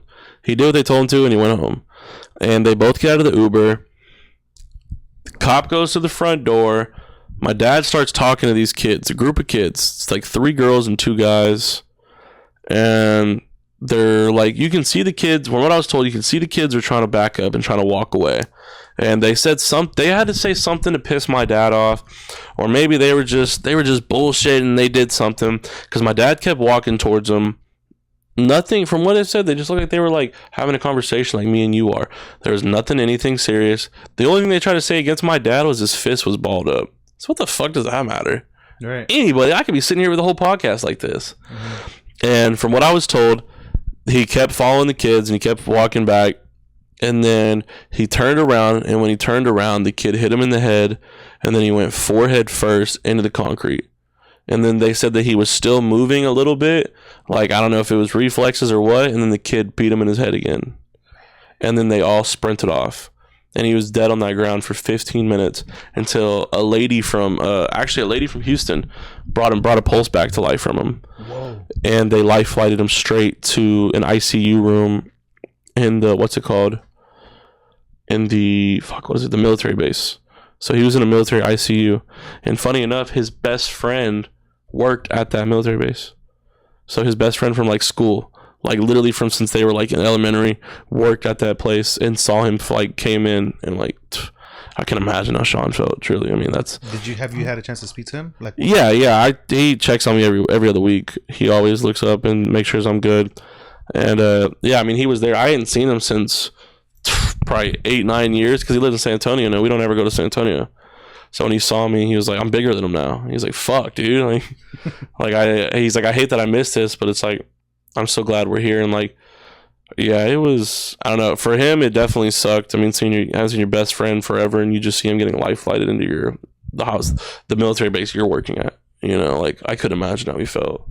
Don't get me wrong, like, yeah, it hurt me too. I'm his son, but dude, Sean's known him longer than I knew him, so it's like, fuck, dude. Like, I couldn't imagine like my best friend Dom getting fucking ICU'd, man. and it's Was he able to provide any sort of insight at all? Like having been, I mean, I guess maybe I don't know if he had access to go see him or anything like that. But like, my dad. yeah, We can get into that. I'm gonna get into how I found out. Okay. So that's the story of everything that happened to him and how it happened. And so now, as of right now, he's in the ICU of San Antonio. I'm in Vegas. Dude, I'm nowhere to be fucking found, bro. I am states away having a great time with my girl and my suegra. Like, bro, I'm just living life. We're on the strip all day because her husband, he's a tour guide. So her mom knows where to take us everywhere. And we're having fun. We're having a blast. That night, me and Ash go out. We're having a great time. Dude, we literally were like, dude, I can't believe we're here. Like, it's so nice to be here. It's cool. It's like our second or third state we've traveled to at the time. And we were just having a great fucking time, bro. And then we go out all night. We're at the casinos. Funny enough, I lost my wallet right before Barrel. Literally Sunday. The Barrel was Monday. I lost my wallet at a fucking Waffle House Sunday. Never lose my wallet. I had to fly with my birth certificate and my social because I couldn't get my ID in time. So I couldn't gamble the whole time I was in Vegas. Wow. I was pissed, bro. I was so pissed. Ash gambled. Like, I think she did one thing and won like 20 cents from $1. And she was like, fuck it. And yeah, so the casino shit, it was kind of dry because I was like, fuck, dude. Like, it sucked because I know how to do most of the shit here. I just can't. And dude, the FOMO was so real. And so then we just like start walking the back of the areas. We start walking the strip at night. We just have a blast. Dude, we get back in our hotel at 3. We shower, pass out by 3:30. Dog, it's 5:15. She's fucking shaking the shit out of me. And mind you, bro, yeah, been sleeping 2 hours. I'm like, bro, fuck you want? Like, and I'm thinking that, I'm like, dude, what's going on? Like, I'm tired of this shit. I can barely, my eyes just sitting. I can't open them, bro. She's like, you need to call your mom right now. I was like, bro, I look at my phone, dog. In an hour, I probably had like 300 messages and like 100 missed calls between her and my brother. And I finally call her, and I'm like, what? Like, what the fuck's going on? What are you spamming me for? And I'm mad, bro. I just woke up, and fucking, dude, just like, I can't understand her. She might as well be speaking Spanish to me, bro. Like, and I'm like, bro, calm down. Like, what the fuck's wrong? She's like, your dad, he's in the ICU. It's like someone attacked him. And then I finally got that, and I was like, huh? And then she gives the phone to my brother in the backseat. My uncle drove them to San Antonio because my mom and my brother couldn't do it. And my brother gets me on the phone. He's like, you need to get back like to Houston now, if you can land there. But I couldn't land in San Antonio, which fucking sucked because my uncle's taking them. So if I land in San Antonio, we're all stranded with no car. So I have to land back to Houston and drive. And I'm like, man, y'all put me in a fucked situation, And it's just, that's another thing when it comes to when I feel like a lot of shit gets put on me. Like, what do you mean I now have to fly back home where there's no power, get all the shit for y'all because y'all couldn't, and then drive back after getting off a plane ride? Like, I was so mad, bro. And I told him, I'll say, okay, like, it's Saturday morning, we'll look for a flight. And then I hang up. So when you're driving to San Antonio, he's still in the ICU. Yeah. He's not pronounced dead. At this time, from what I got told, finally, whenever my brother chilled out, he did die for 15 minutes, and they brought him back. They saw a twitch in his eye, and life flighted him to the thing, and they got him stable. So that happens. Me and her, I'm in the hotel room, dude. I'm fucking pacing. I can't breathe. And then it was kind of that moment that I was just like, I can't freak out right now. This isn't the place to do it. And I had to, like, dude, I've never like shut my emotions off like that. You ever seen Lucy? Yeah. Dude, it felt like that. It felt like I took full control of my emotions and like just suppressed it and was like, we can't do this here. There's no time for it. So now. So sorry to interrupt you. Go ahead, brother. This has happened because I'm pacing in my room. This is in Vegas still, right? Yeah, I'm in the hotel room in Vegas right now, freaking the fuck out. Okay, got you. And then while I'm pacing, shout out my girl. She's packing her bags. She's like, we got to get out. She's already texting her mom to come get us. She was like, hey, you need to come get us now. We need to go to the airport. Wow. And yeah, so then I finally stopped freaking out. I get to the verge of crying, and then it was kind of just like, what is that going to do for me right now? Like, I can't, there's no reason to cry. He's not dead.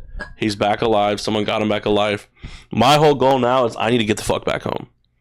And yeah, my girl's mom picks us up. It's now like 6:30. We get straight to the airport. Our next flight out is like at 12. That was the earliest we could get. There was one at 7:45, and I kid you not, my brother's homeboy was gonna give me $1,000 to get on that flight. Who was actually in Vegas the same time I was, like, coincidentally. Yeah. But he was like, I literally told him, I was like, bro, it's $1,000 to get home. He was like, that's fine, I'll send it right now. And I was like, what the fuck? And then TSA took too long, so we missed it. But shout out that boy Sam. The boy Sam was gonna send me $1,000 to get me home. And funny enough, when we did get to San Antonio, he actually changed his flight from Houston to San Antonio and stayed with us the whole 2 weeks we were in San Antonio to be there for my brother, because my brother needed it. So shout out that boy Sam. Shout out to Sam, dude. Wow. And so now me and Ash are in the airport, and I'm like, fuck it, like, I need to eat no matter what. Like, I still gotta take care of myself no matter the situation.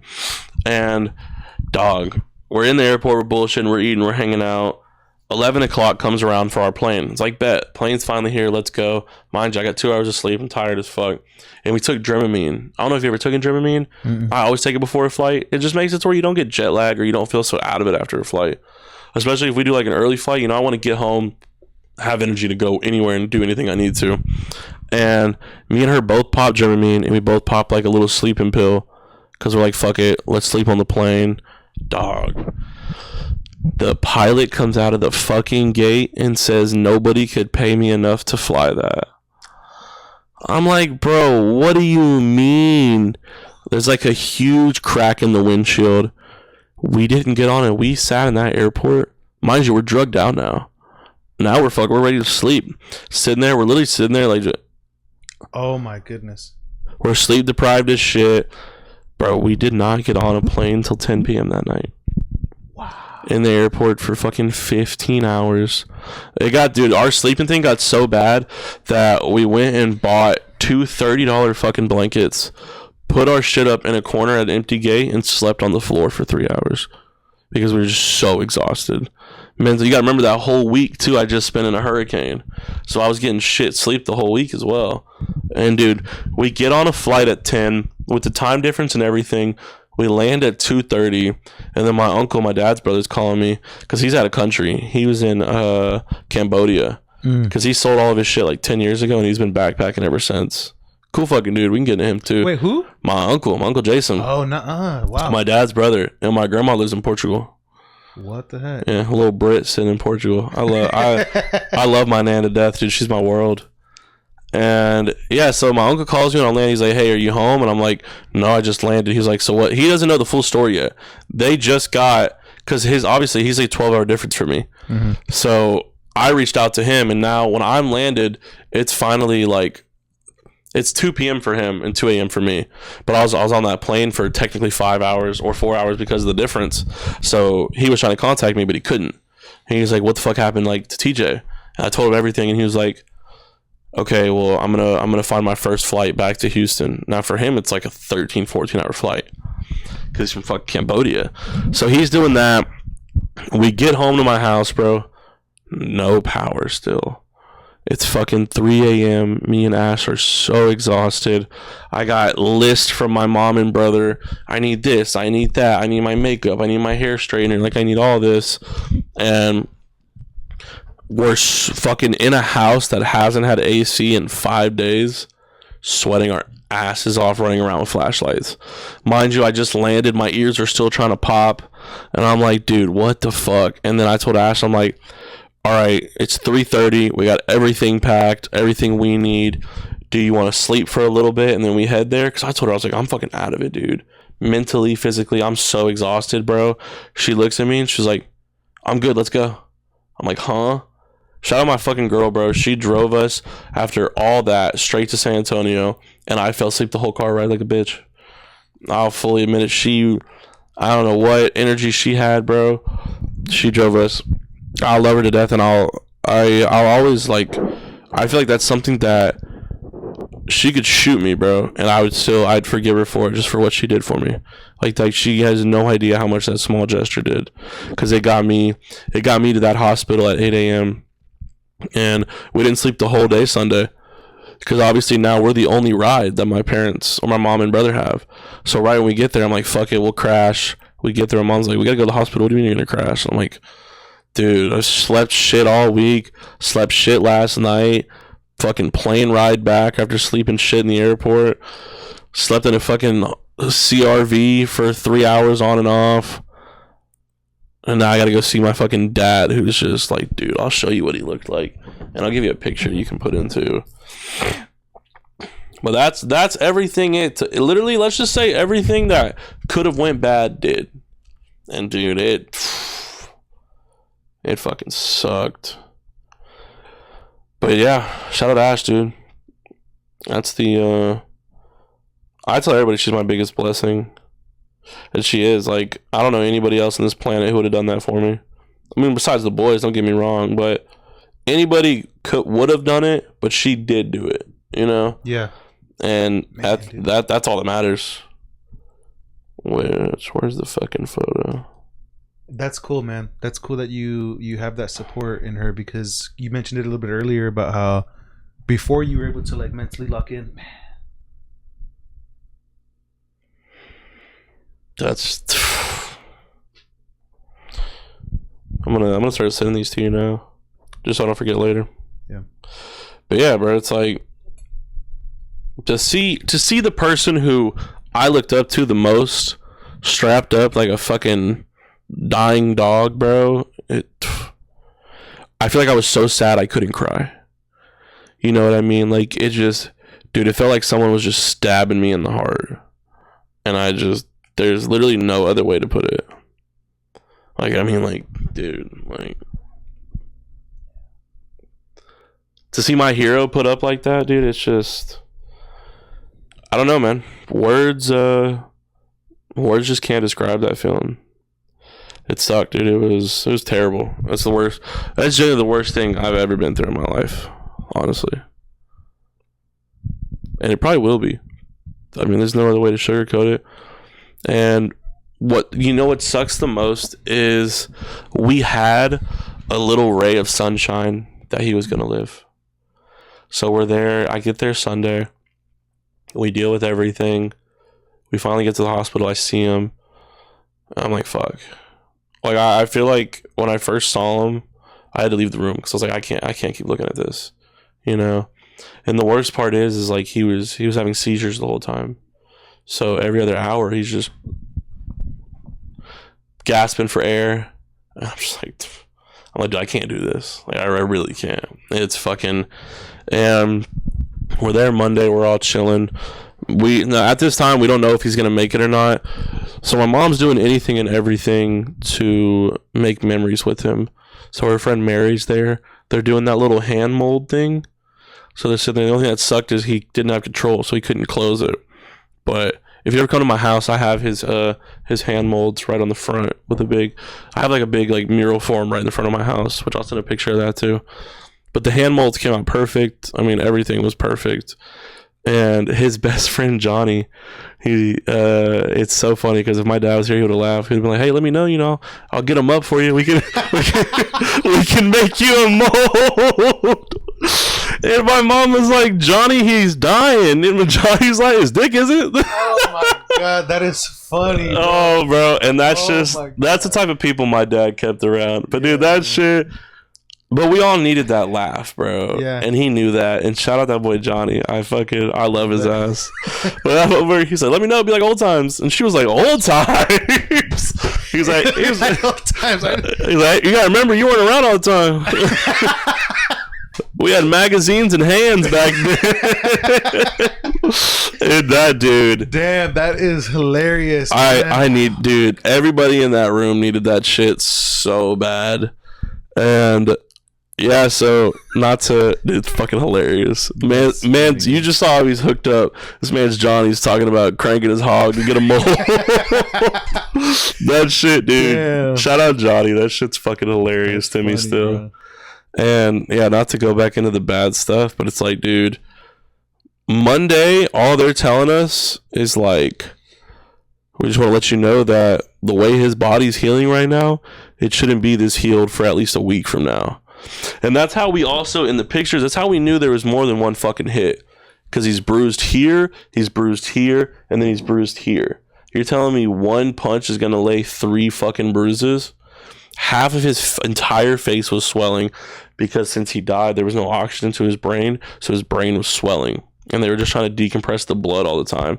They had to shave the back of his fucking head. I was pissed. My man loved his hair. I mean, so I was like, y'all better be careful. He gets up, he's going to beat. I was like, you tell him you shaved half his fucking cranium, dude. He's taking belt to ass when he gets up, bro.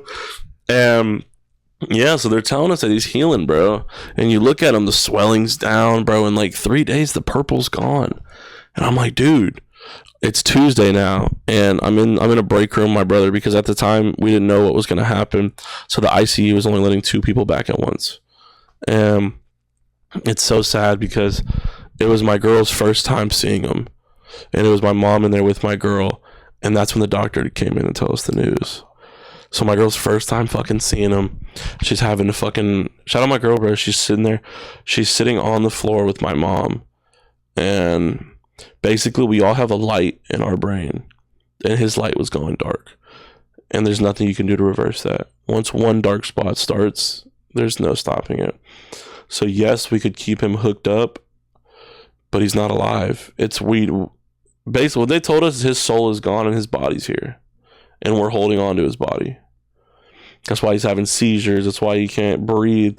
Take him off the ventilator, he nothing. So basically they came in and it sucks because me and my brother, I'll never forget any of it. Me and my brother are in the break room chilling, watching fucking Friends because it was on the TV. This fucking TV as big as your monitor, fucking all the way in the top right corner. We're squinting to watch this shit in the most uncomfortable chairs possible. And I told Chris, I was like, it's my brother. I was like, dude, I don't care if we have to wipe his fucking ass for the next few years. I don't care if I got to get in there and I got to fucking bathe him. Like, I made a prayer to God that if he brought my dad back and my dad didn't die, I would convert my entire life to Jesus Christ. And I would force anybody, I wouldn't force, but I would push it upon anybody and everybody that they need Jesus. Because I've always been a firm believer, but I feel like I needed this to give me the full belief. And yeah, and it was, I know now that was a prayer I shouldn't have made. And that's not what the Lord intends, and that's not what he wants from you. I mean, it's all free will. He wants us to give our lives and our souls to him willingly. And what I did was an ultimatum. And I was so mad at God for the last few years, personally, because I was just like, why? You have the power. Why? Why is my dad dying in this place? You know, you could have took him years ago and you chose not to now. I was so angry, but I was a kid. I was 20 or I was 21. And, dude, I was so bad. And me and Chris are in the room, and we just heard that, like, he's healing. And Chris was like, fuck, dude, like, he's gonna make it. Like, you know, we're gonna be good. And I was like, yeah, like I'm sitting here like, thank you, Lord. Thank you so much. You know, like, I'll convert everything. I don't care what I have to do. Celibacy. Me and Ash will sleep in separate rooms. Like, I'll do anything to not fall under any type of sin and only give my life to God. And then they tell me and Chris to come back there, and I'm like, damn, we can go back there? Like, there's already 2 people though. And I walk in, and my mom's on the floor, Ash is on the floor, and my mom is just like, it's the way she was crying, it's literally like someone shot her. Her jaw is shaking like she's on drugs. Ash is bawling her eyes out. And then the thing that gave it away completely was the dude standing in the corner holding the Bible. Because I knew that he just came in to tell him. And I told him, and then they tell us straight up, they're like, they explain it to me and my brother. And before they even started explaining it, like, my brother just started crying. And then I remember just staring at my dad and blanking everything out. And I heard everything, but in my mind, everything was just so quiet. And I just instantly I was just like, why, God? I was like, you just told me he was getting better, you know? And I knew nobody had the mental capacity to take care of what needed to be taken care of. So the first thing I thought to do was to distract myself. So I left the room. And I started calling everybody he was close to, saying, hey, he's not going to make it. If you need to get down to San Antonio, now's the time. I just wanted to let you know. Didn't care what anyone else was. I called anybody who answered. I told him that word for word and hung up instantly. And I didn't want to talk to anybody. And Ash comes out and she's trying to hold me. And I told her, I was like, I can't do this right now. Like right now, I just need to focus on taking care of stuff. Chris and Mom can't do it. I need to be the older person. And I shouldn't have done that. But I mean, the only thing that I could think right now was distract myself. Or it was going to fucking kill me. And I knew there needed to be one person to take care of shit. And I feel like I wanted to be that person because I feel like that's who he raised me to be.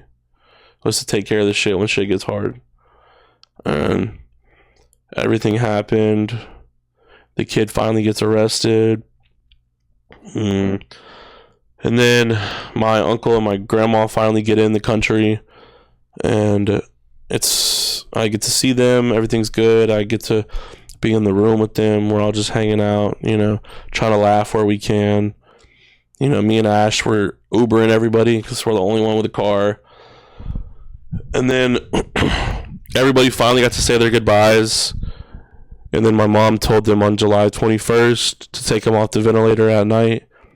And basically, if he was to breathe on his own, then he would survive. But if he can't breathe on his own, then my dad always said if he can't wipe his own ass, end that shit. He doesn't want to be a burden to anybody. And my mom, we got that call at 11:14 on July 24th that he passed. And that's the whole story, bro.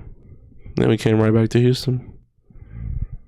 And what sucks is for his funeral, though, is they had to keep his body under investigation because it was a murder. And when we made a funeral for him because I knew everyone had something they wanted to say. And dude, they kept his body for so long it didn't look like him. Wow. It was just like, you ever seen Men in Black? Yeah. Dude, it was just like a fucking alien figure. Like, I hate to say this, but he was distorted, like genuinely.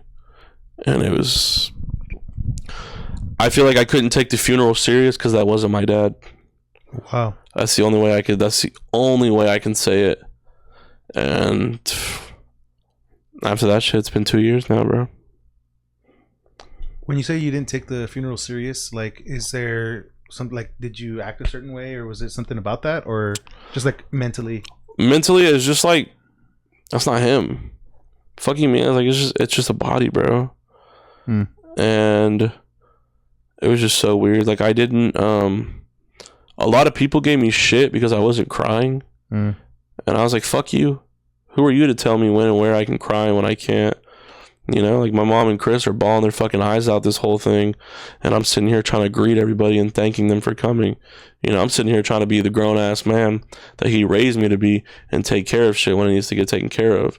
So, like, who the fuck are you to come and tell me why am I not sad? Think I'm not saying, you think I want to be at my dad's funeral? Fucking telling everybody, yeah, he's in there.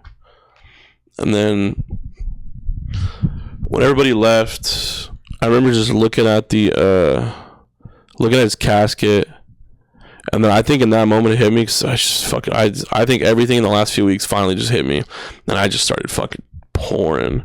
And his best friend Johnny was there, and that boy Johnny's not an affectionate man, but dude, just the way he hugged me, him and his whole family, and then I was just like, dude, the funeral was still going on. Like, I'd say there was still like a couple more hours of his casket open, but I left. I couldn't do it. I was like, I told my fucking mom, I was like, if I stay here any longer, I'm gonna kill myself. Like, genuinely, it was just fucking. I think everything finally got to me in that moment. You know, everything that I pushed it down as far as I could, and I couldn't do it anymore. And then me and Ash fully agreed with me, and I'm glad that happened because my grandmother was leaving without telling anybody.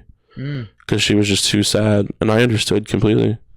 And because I walked out at that time, I was able to give her another hug goodbye before she left the country again. Wow. Blessings in disguises. But I hated God for the last 2 years, bro. And I hate to say that, I really do. But, you know, our Lord Jesus Christ, he forgives. So I pray that he forgives me for everything and that I was just ignorant. But I mean, it was anger, you know? Mm-hmm. Yeah. Well, I mean, how do you feel now? I mean, I mean, that's a loaded question. I know that. No, it's a great question. Personally, I feel like I don't know. Like tomorrow's the day, and I don't know how to feel about it. And I have the day off too, and everybody in my house is gonna be gone. So I have the day off, and I'm alone, and I don't know how to feel about that. Like a part of me is like, fuck it, dude. Like I'm gonna go hit Top Golf in the morning. That's something he loved to do. Or go bowling. Go have some Mexican food. So, I don't know. I feel like I'm at a better place mentally and spiritually to talk about it more. Like, because the last time I talked about it, dude, you gotta... That's fire. I never realized it said background noise on the... That is so tough, bro. What? Shout out to my girl for getting me that, dude. You know what we gotta do? I gotta have y'all come over here for whenever my brother-in-law Manny, because when my sister, well, Dan, Loki, two of my sisters are like nutty in the kitchen, dude. Like really, like my sister Vanessa and Manny, they'll try all kinds of different things. They'll like, and then Judy, she cooks like different stuff. Like, well, for me, bro, I'm not a chef, bro. I'm gonna cook. It's gonna be chicken and rice.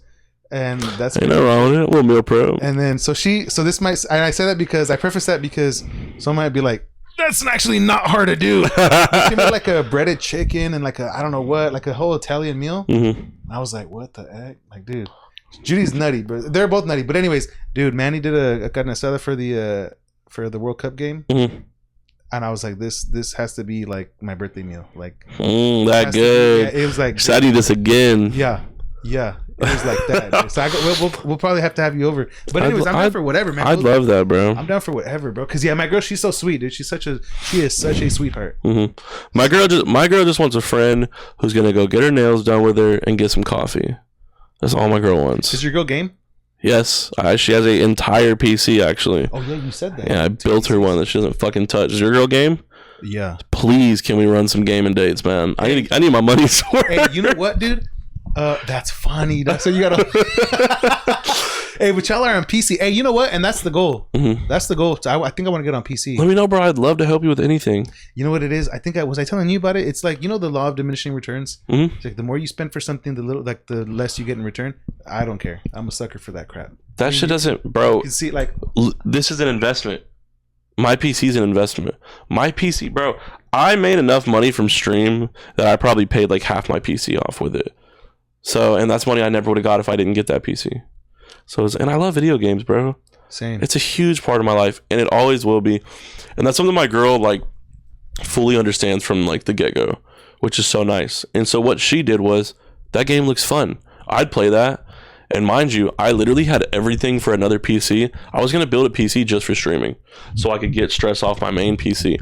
And then she told me that. I was like, bro, you buy the motherboard for it, we'll build you that shit. It's yours.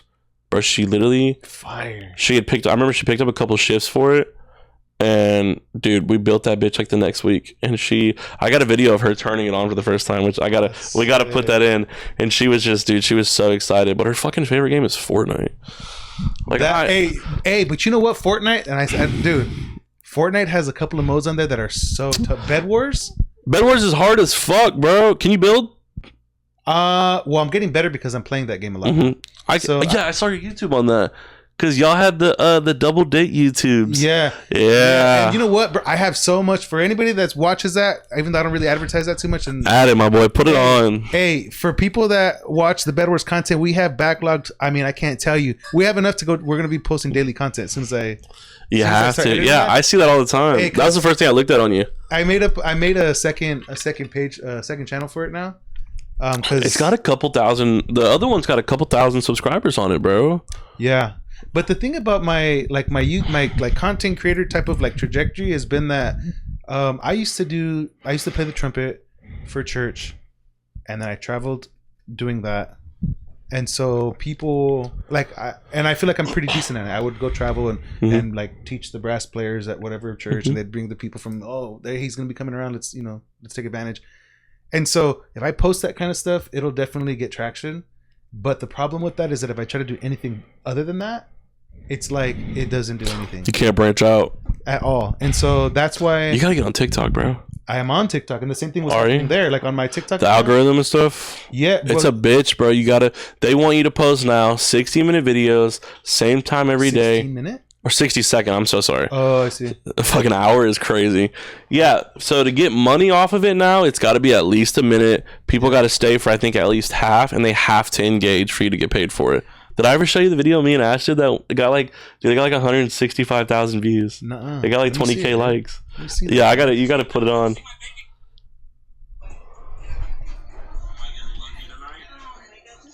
She dropped her fucking drink on accident. No. Yeah, because I did that thing where you split the check. Yeah. And then she drops her Dr. Pepper all over it. Yeah, bro, it's at 165,000 views with 21,000 likes. That's So, and I'm not gonna lie, that right there literally made me, because I told her, I was like, would you ever want to do that? You have you can earn money from your account already? Yeah, I made like $10 from that video. What are the requirements for that? I don't know. Everything from what I heard, it changed again because I tried to keep up with it. Because me and Ash had thought about doing like some couples TikToks, like, hey, like, come with us, come try this coffee shop in Houston or any of that. Because I told her, I was like, I'm never opposed to being in front of a camera. Like, I don't care. Everyone has their opinion. Fuck them. You think anybody who got famous or rich or got their brand out there from caring what other people thought? Right. Only the good shit. So it's like, bro, we were what? Me and you were already gonna go on the date. Now we have a video, and also that's something we can show our kids one day. And I feel like it's an investment on everything. It can make money. It's a video you have for your children later. I mean, yeah, that's how I see. I think about that a lot. You My have girl to, loves bro. to record. Really? Like, but not even for posting. She doesn't. I mean, she posts for her real estate, and now she's posting a little bit more on TikTok because we're like pretty active on there. Mm-hmm. But she loves to record, and I love that about her. She loves to record just in general. Like, we'll be here chilling, opening something. She'll just record it just to have it. And then the thing about her is that she'll actually watch it back, and she'll have little clips and cute moments. Oh my gosh, look at this, and like, because for me, I record a lot, but a lot of times it's like, man, well, I don't even know what I'm gonna do with all that. I mean, I just have all that there. But she actually like looks at the footage. She's I gave her one of my digital cameras, like that's like a 2000 digital camera, and so the footage that you get out of that is so, oh my god, dude, it's fire. That's and so sick. she'll like record like little vlogs. She just has fun with it. Hell yeah, dude. And then dude, the look is so good though. I'm like, damn, that's so fire. Let me get that back. I know. I was like, wow, actually, like maybe I could. No, but on TikTok, same thing happened there. I have an account. It's called brassloops. And I was just posting just random videos because like I like to play in like large rooms, and the reason why I don't do it much now is because I have everybody, and my sister used to work at night, and so like there was like at some points if someone's asleep at all times it was like that. I'm like, I can't really just like blow the horn for sure at will like that, but I would do that, and it gained traction. I don't know, I got like 100,000 views. And I ended up getting that to 11,000 followers because it was extremely niche that people really like, dude, like they're engaging with it. They'll comment, save. Bro, you just got to get that one audience, bro. But the only problem with that consistency. Is that, I guess so, because I don't play the trumpet as much anymore. Like I mean, I have them there, but like they want you posting every day, bro. Huh? They want you like to stay in that algorithm, bro. Once you're in, if you're not posting every day, it's like, you're not worthy for it. Next. Yeah, but the thing with the trumpet stuff is that it wasn't an issue to post often, because I would do once in a while. I'll do like my own little video where I'm gonna do a cover of this song, and I'm gonna just put it up. But most of the footage was like me responding to comments with videos like, oh, how do you play this? And what if you were played in this key or that? Is it still up on your page? It's because I feel like I've seen. Oh yeah, on my YouTube. Yeah, because I think I looked through it. Because I'm not gonna lie, whenever like I saw the podcast shit, dude, I was like, I don't know him yet, but I feel like just off our first engagement, like I did think me and you were gonna be great friends. Like I feel like even if one of us loses the job, like I hope our friendship still stays the same. And then like I saw everything that you were doing with social media, and I was like, this is the shit that I wanted to do. Like I love doing stuff like this, like talking on a podcast. It's so cool, bro. Like thanks for having me here, brother. Absolutely, it's so sick, man. Bro. Hey, and I tell everybody that's on, bro, like, hey, feel free to be a recurring guest. You ever want to say something, talk shit about whatever? Hey, I got this new drop, whatever, bro. Bro, let's do it. I would love, like, the fact that I brought this up to you 3 days ago and now I'm here. You know, now I'm up late night getting a spark back for clothing, getting a fade for you real quick, bro. You know what I'm saying? I think it's on God, bro. Shout out Self Barber. But it's like, dude, it's so cool to be here, bro. And it's like, I think it's so funny that some people think it's so head ass and cringy. But dude, I feel like I couldn't have thought of another better way to spend my day. Yeah, honestly, I love it, bro. I love it. I love doing it. I've experienced dealing with people like a lot, man, because like my parents being the pastors of the church, like I was socialized a lot, and used to hearing people tell you what you need to do, what you need to be. Your opinion doesn't matter. What they tell you to do matters. Right. And so that's where like my dad taking off is what let me kind of like, well, shit, I'm no longer in a system. What now? And so that is kind of what like let me to be like, if I don't care, bro. Like I'm gonna do what I'm gonna do. I'm gonna say what I'm gonna say, and if you don't like it, then don't like it. Fuck them, bro. It's not gonna stop me, bro. They're not in this room with us. Facts. That's what I'm saying. They didn't put all this money and energy into what you're doing. Who cares? Yeah, dude. And hey, you know what? Like I'm just having fun, bro. Like I'm just having fun. I think it's sick, bro. And like, so that's why when you're like, hey, like I'm trying to do it, like, well, fuck it, dude. Let's. Well, 3 days later, we're set up, bro. And you know what? I've been wanting to get Josh on the pod. The reason why it's more difficult with him is because I don't know when he's off. Dude, it's very random. But and we were talking about it because I think he mentioned today. I got to get back to him. But we're gonna do like his on a rooftop, like with his car. That'd be fire. But I had mentioned him too because we were talking. He's like, "Oh yeah, dude, Seth told me about he's gonna be on the podcast, bro. He's excited."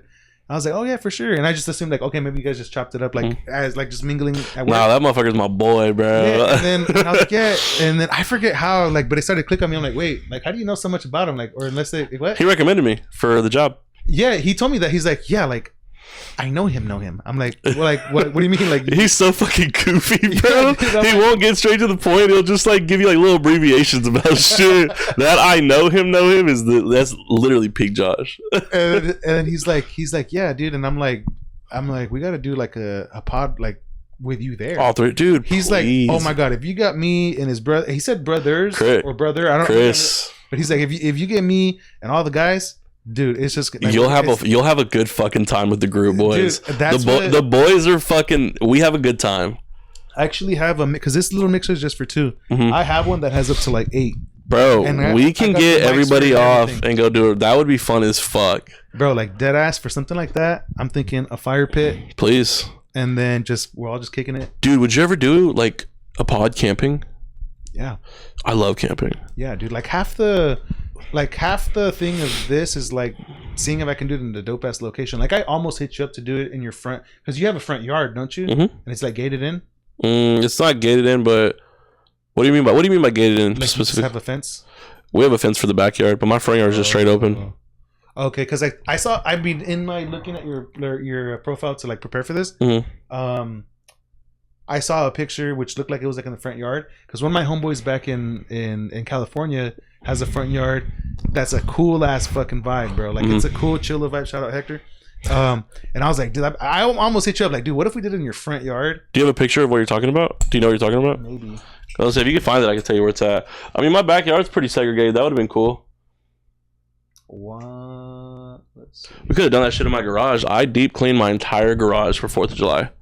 Bro. There's literally nothing in my garage now, which is crazy because if you would have saw what was in there, because my mom used to smoke in the garage, so for her there was 3 recliners, 75-inch TV, fucking 2 bongs, one for her and one for her old friend. Okay, hey, so obviously we don't gotta put this in if you don't want, but like, what's the story of your abstinence from any substances? Yeah, you can put that in all the time. It's kind of goofy. I'm not gonna lie. What did I see? Is it? It's like it's a valid reason, and I'll even play the voicemail too. Okay. But so I did you gotta remember I had an older brother. So the best thing to say with that is I did everything young. Clubs, yeah, if you find it later, just send it to me. Clubs, going to parties. I mean, my brother, I'm 15, and my brother and his friends are throwing this fucking 3-story mansion party downtown Houston. And obviously my dad's like, you're not gonna fucking go to that. And I'm like, dude, fuck you. But yeah, so I was just always just a younger kid with my older brother. And at 12 years old, I started smoking weed. Because my brother did it. Anything my brother did, I always did. I was always against drugs. I said my whole life I'm never going to smoke drugs. So my brother hit a blunt. I told him pass that shit. There's no way to put it. I was smoking cigarettes. I was drinking lean. Like, bro, it was bad, bro. You know, a funny story real quick. Me and my dad, my mom had a work thing in San Diego, but she always got points for the work. So she used her points to fly me and my dad to San Diego with her for the week. Because she was busy like one day out of the 5 days we would have been there. So she was like, you and your dad can go do this that one day. And the rest, which we ended up going to Laguna Beach, which is a beautiful beach if you don't know what it is. One of the like most popular in Cali.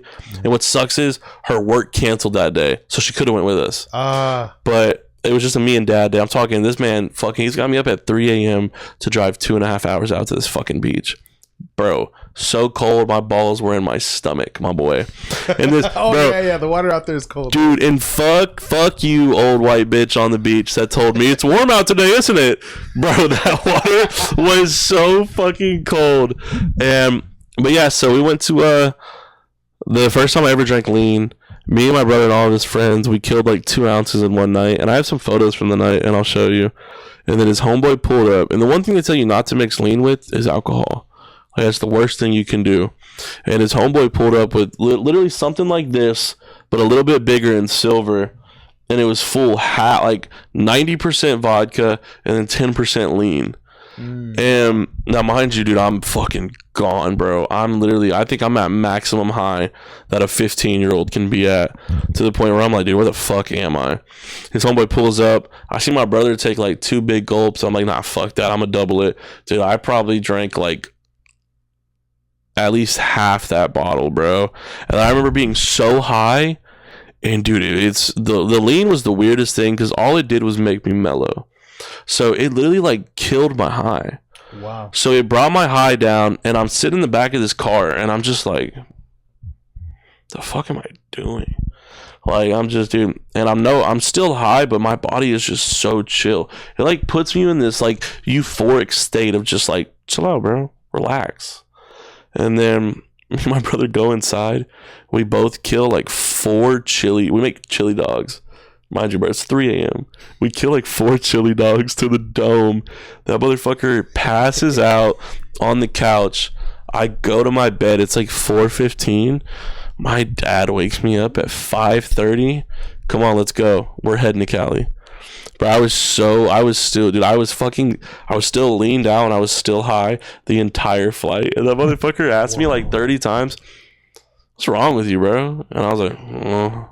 Dude, I was faded as shit, and he had no idea. What? I was 15. He didn't know I was doing drugs. Somebody doesn't know I'm leaned out right now, high as shit still. Damn, bro. Like that, huh? Dude, I was so fucked up.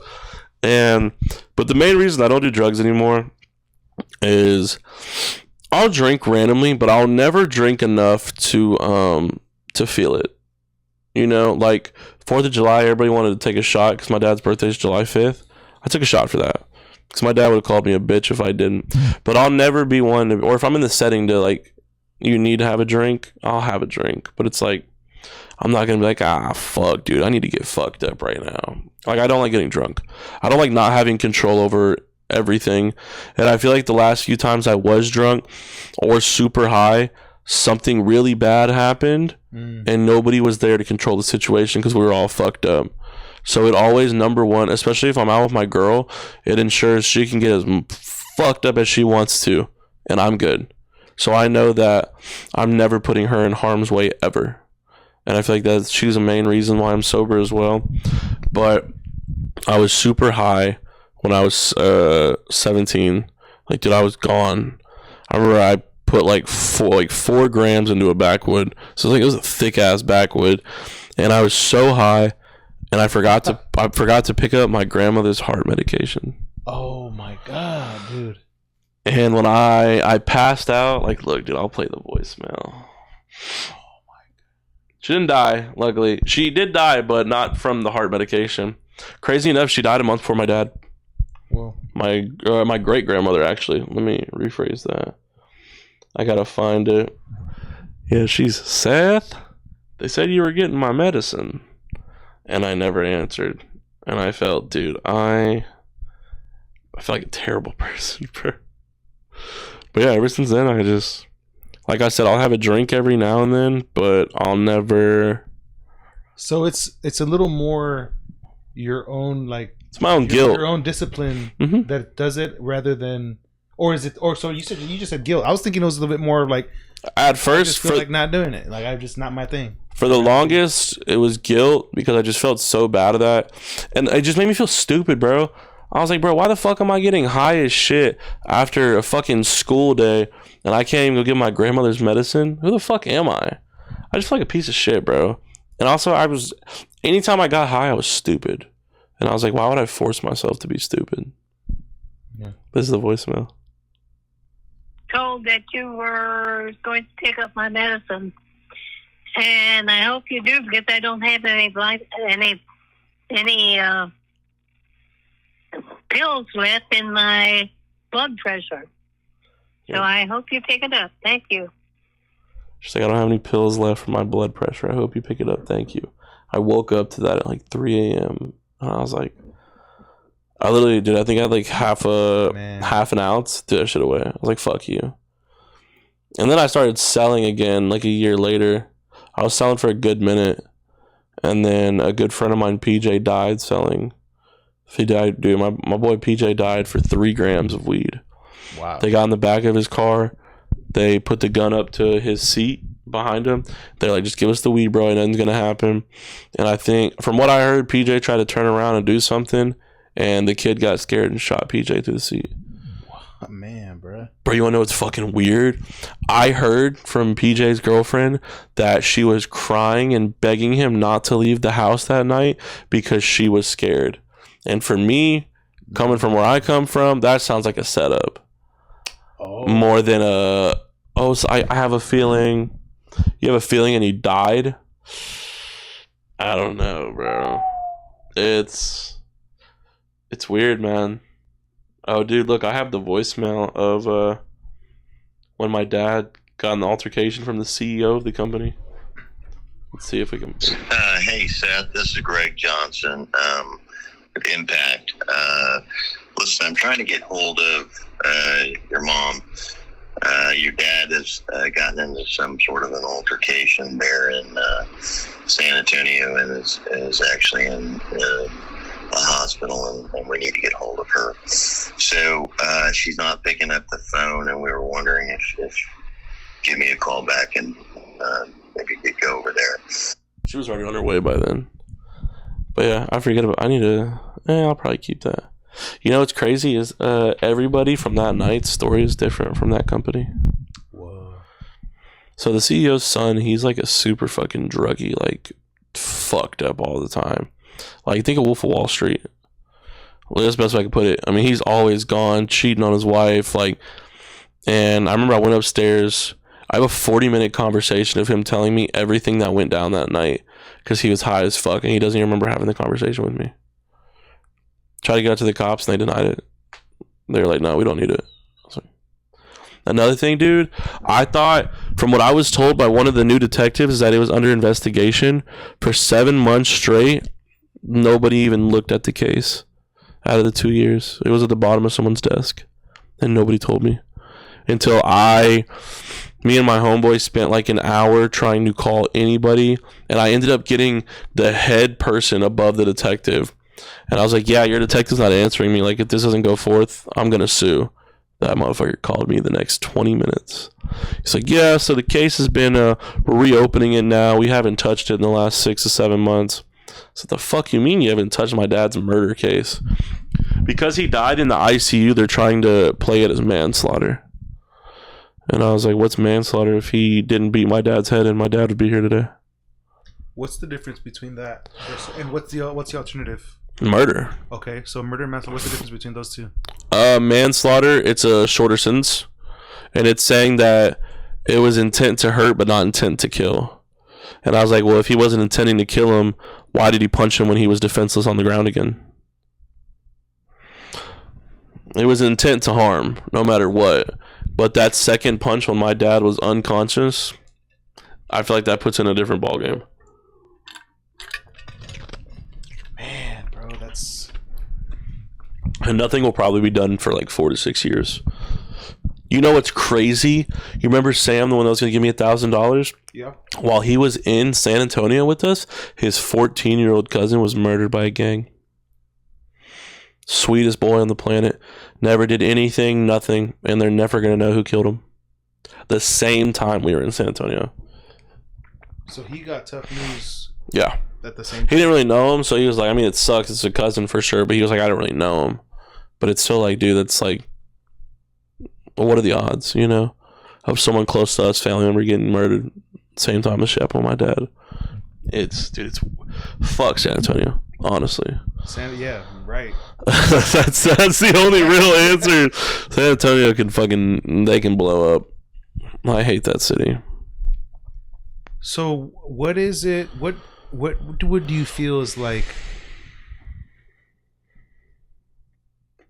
the best case scenario of like resolution to this? Like, and do you like he dies? I hate to say an eye for an eye, but fuck, dude, I feel like an eye wouldn't be enough at this point, bro. I mean, I feel like that's another issue with me too, is I just still have so much anger. Like, dude, I wish both of his parents die, you know? And it's nothing against them, it's just you raised that. And what's crazy is he has another case of like anger management fighting, but he was under 18, so it's not on his record. Don't quote how I know that, but yeah, he was under 18. Man, dude. So it's just... I hope that if anybody is watching that is a lawyer or knows anything about that can do something about it, because... Dude, I reached to so many lawyers and they all told me.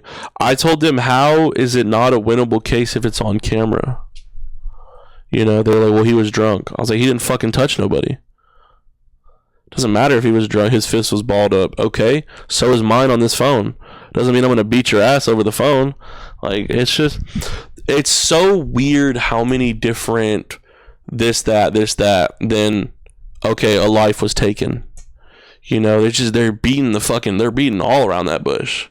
And I don't know why or who he knows.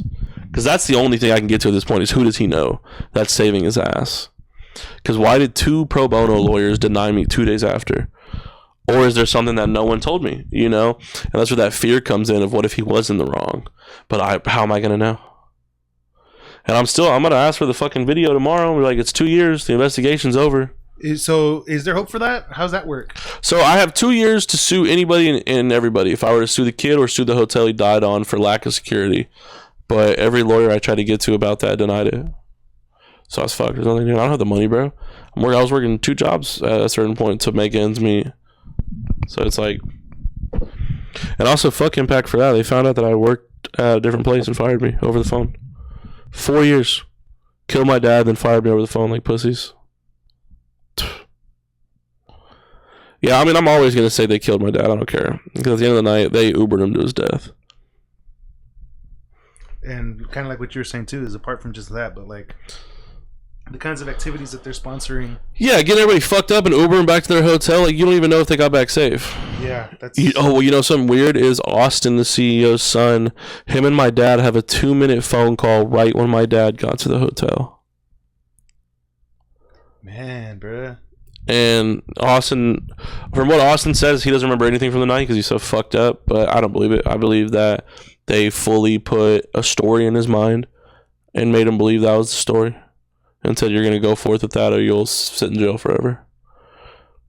Because it's insane to me how everybody at that company has the same story. And the people that weren't even there. It's fucked. My dad died the worst way, and as of right now, he's gotten no justice. And I feel like that's the hardest shit to live with. But also, one thing my dad told me is he shouldn't be here. And he always let me know he shouldn't be here. So take every fucking second that he got since he was 14 as a blessing. I shouldn't be here. Chris shouldn't be here. You know? So it's like... When it comes down, I think that's what gets me through the day. Is he's let me know my whole life that none of us should be here. So, shout out to him for fucking speaking his mind when he wanted. Because he was a very closed off person with certain shit. Like, I'd say in the entire 20 years of my life, I saw that man cry twice. And it was once because another man questioned his fatherhood. And when it was me and him alone, he literally bawled his eyes out to me. He's drunk, but he cried his ass off. And he was like, you know, I was 16 when your fucking brother was born. You know, I was 20 when you were born. You know, this shit, we missed meals to make sure y'all ate. You know, and I would do that shit all fucking over again because I got the 2 best kids in the fucking world. I don't care what y'all did. Y'all are mine. And he's crying. He's like, and I did everything for you. I sacrificed everything. I was like, fuck, dude. I was like, damn, twin. I was like, you're good, bro. Like, we appreciate it, man. Fuck that dude. Like, who cares what he thinks? I can't remember the other time I saw him cry. His dad was military man his whole life, so he was always gone. So my dad basically had like a in-house nanny, and at her funeral, R.I.P. Miss Lottie, when he saw her in the casket, he cried. He cried like 3 tears and told her thank you, and then he kissed her forehead. That's my whole life. It's the only time I've ever seen my dad cry. Yeah, fucking insane. How do you feel? And I asked this because you mentioned it before. You said you were pissed at God, which I want to say one of the most impactful stories that I've ever read and heard and all that stuff from the Bible is Job. Because my personal opinion on that story is that I personally think that God loved the way that Job confronted him when he finally did break and was pissed and why did you do this, and was cursing God, and it finally happened, right? He finally did that, and God didn't punish him for it. In fact, he restored him for it. And I remember, like, for me personally, taking away from that story, like if you're gonna come to God, that's how. And I remember reading about how Jesus is like, I don't care for lukewarm. I'd rather have you hot or cold. And so when I remember seeing that and thinking like, oh man. So with that said, I mean, I was thinking about that when you were talking about it earlier. That I don't think that you're in any way like wrong for having been so upset, whether or not with whatever you might have said or done or whatever. I don't think that you're wrong for that. So that's just kind of how I feel about that, because I remember you about it earlier. But how do you feel now? I thank God for every moment I have with him. And I thank God for... I think the most thing I was most angry about is God saved him when he was 14. Why can't you save him again? You know? And I feel like me and you both know he can. And I think that's why. It's just because I know God is real. And I think that's what I hated the most, is I know he's there and I know he can do anything and everything. And he didn't. And I feel like that's why I was so angry. But I mean, because of that anger, it also brought me closer to my faith in the Lord. Because I wouldn't say that I lean necessarily towards a religion. I lean more towards just the Lord. You know, I know there's a Savior. I know that we have our God and our Jesus Christ and everything.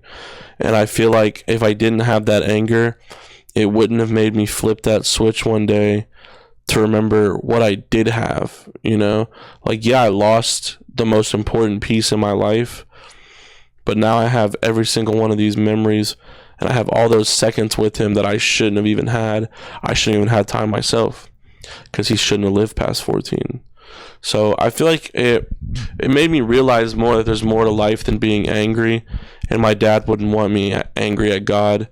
And I think one of the things that helped me is, I can't remember who told it to me, but they said to me, they're like, I understand you're upset, but you need to realize now that he's not in pain. He's not seasoned. He's not dealing with struggling to breathe. He's in the best place any of us could ever imagine to be in. And I feel like I needed that to find peace. And I feel like the only thing that's still keeping me from complete peace is this kid getting a slap on the wrist for taking my dad's life. And one thing I always tell people is, like, you always hear stuff like this on, like, the news. You're never like, fuck, that's not my dad. So to wake up in Vegas, states away, and hear my dad's in the ICU from getting his ass beat, I was just like, why us? What did we do to deserve to be punished? Because I know we all go through our trials, and I was just like why did I have to be given this trial? And I pray one day that if I do die and I am able to go to heaven, that God gives me the chance to ask that question, because I feel like it's the answer I'll be waiting for my entire life. Yeah. Wow.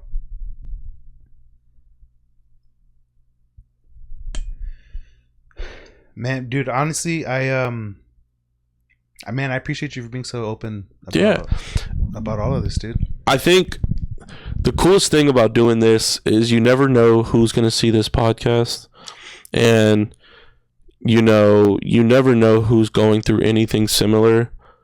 So I pray that this does go to someone who needs to hear it, and they know they're not alone. Because my biggest thing was when everything happened, like, my whole life I've seen my mom with my dad. 8 months after his death, she was seeing another dude already. And I was like, what the fuck's wrong with you?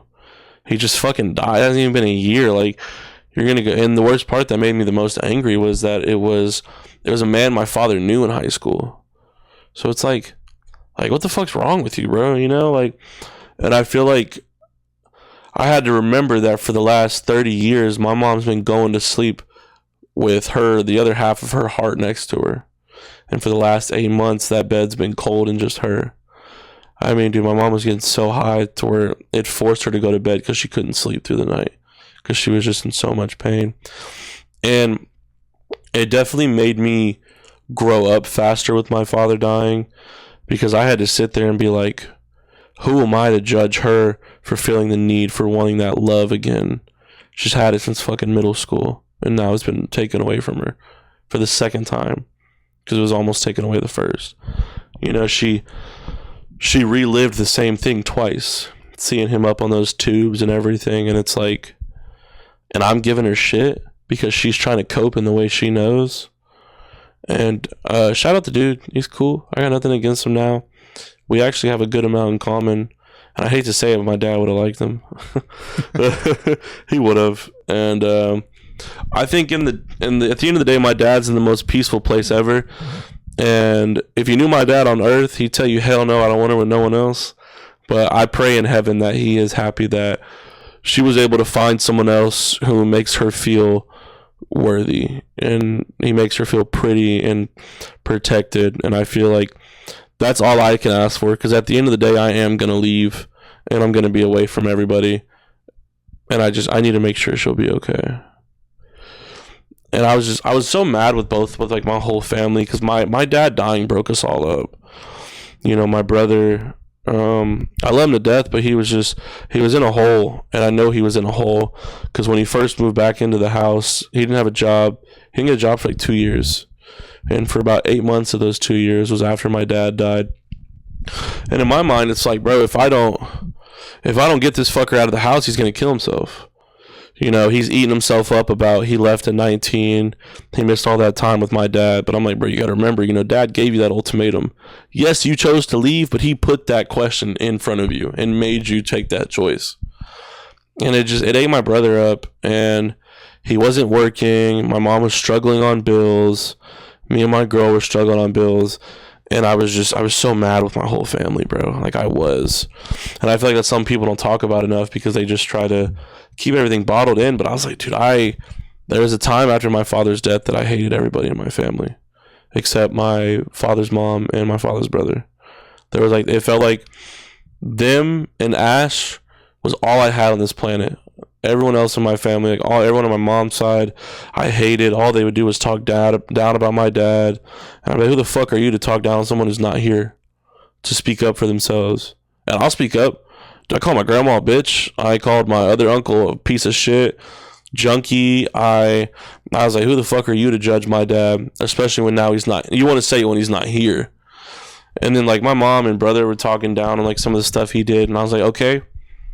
You had all the chance to leave or do whatever else you wanted, and you chose to stay. So don't choose to stay, but now talk shit because he's gone.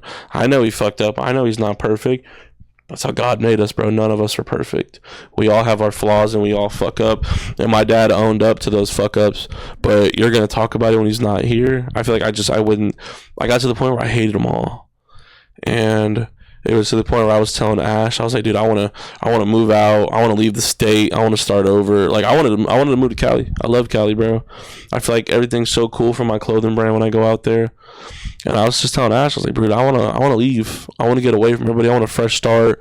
I want to block them off from everything. I don't want them to know anything that's going on in my life. And at one moment, it felt like we almost did. And I'm glad we didn't, because I feel like it all falls into that anger, bro. And I feel like that's where like Satan comes in, bro. Like, he wants you to do that. You know, he wants you to separate yourself from God. You know, family is like the one thing God tells us to always believe in. And I'm sitting here saying, like, I wish I wasn't with my family. Like, you think that's what my dad would want? And I feel like it just felt like there was nobody I could go to about this but myself.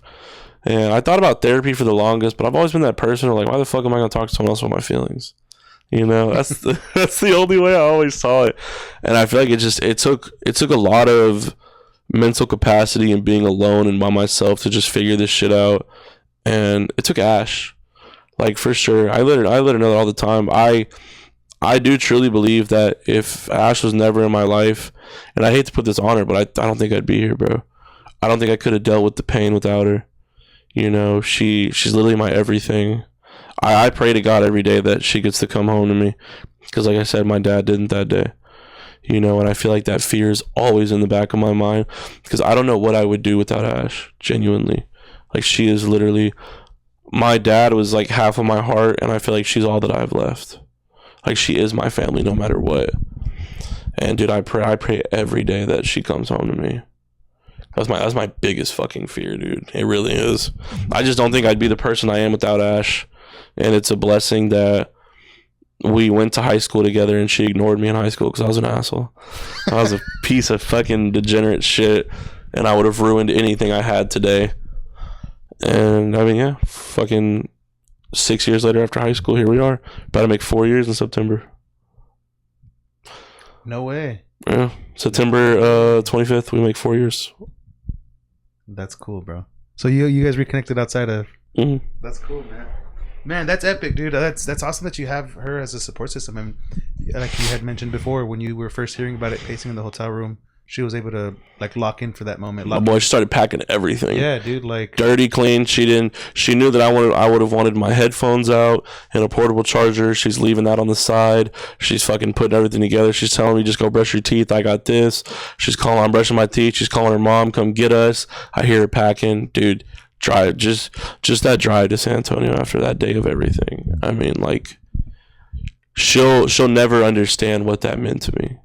You know, like, I know I would lay my life down for Ash if it came down to it. And that's why I do feel like she's the one, and why I pray that we will get married one day. I don't see my life without her, truly. And no other woman could ever take her spot. I love hearing that, dude. I love that you have that person. That's a huge gift, man. A lot of people don't find that. It's a blessing, bro. Yeah. For sure. It's nice. We have our ins and outs. Everyone does. Everybody argues, bro. It's a part of life. Everyone's gonna disagree on something. Like I said, I fucked up before, and she still chose to be with me after that fuck up. Going back to, dealing with the heartbreak of your father's incident, and just all the stuff that happened outside of that, after that, and a result of that. What and we mentioned also that there's hopefully this goes to people that need to hear it. Mm-hmm. But for those people that are hearing that and are in something similar or different but feels the same, what kind of advice can you give to somebody going through? They're at ground floor right now. Dude, that's a good question. That's a great fucking question. I think the one thing I learned is grief is the price we pay for love. I've heard that once in my life. I can't remember where I heard it from.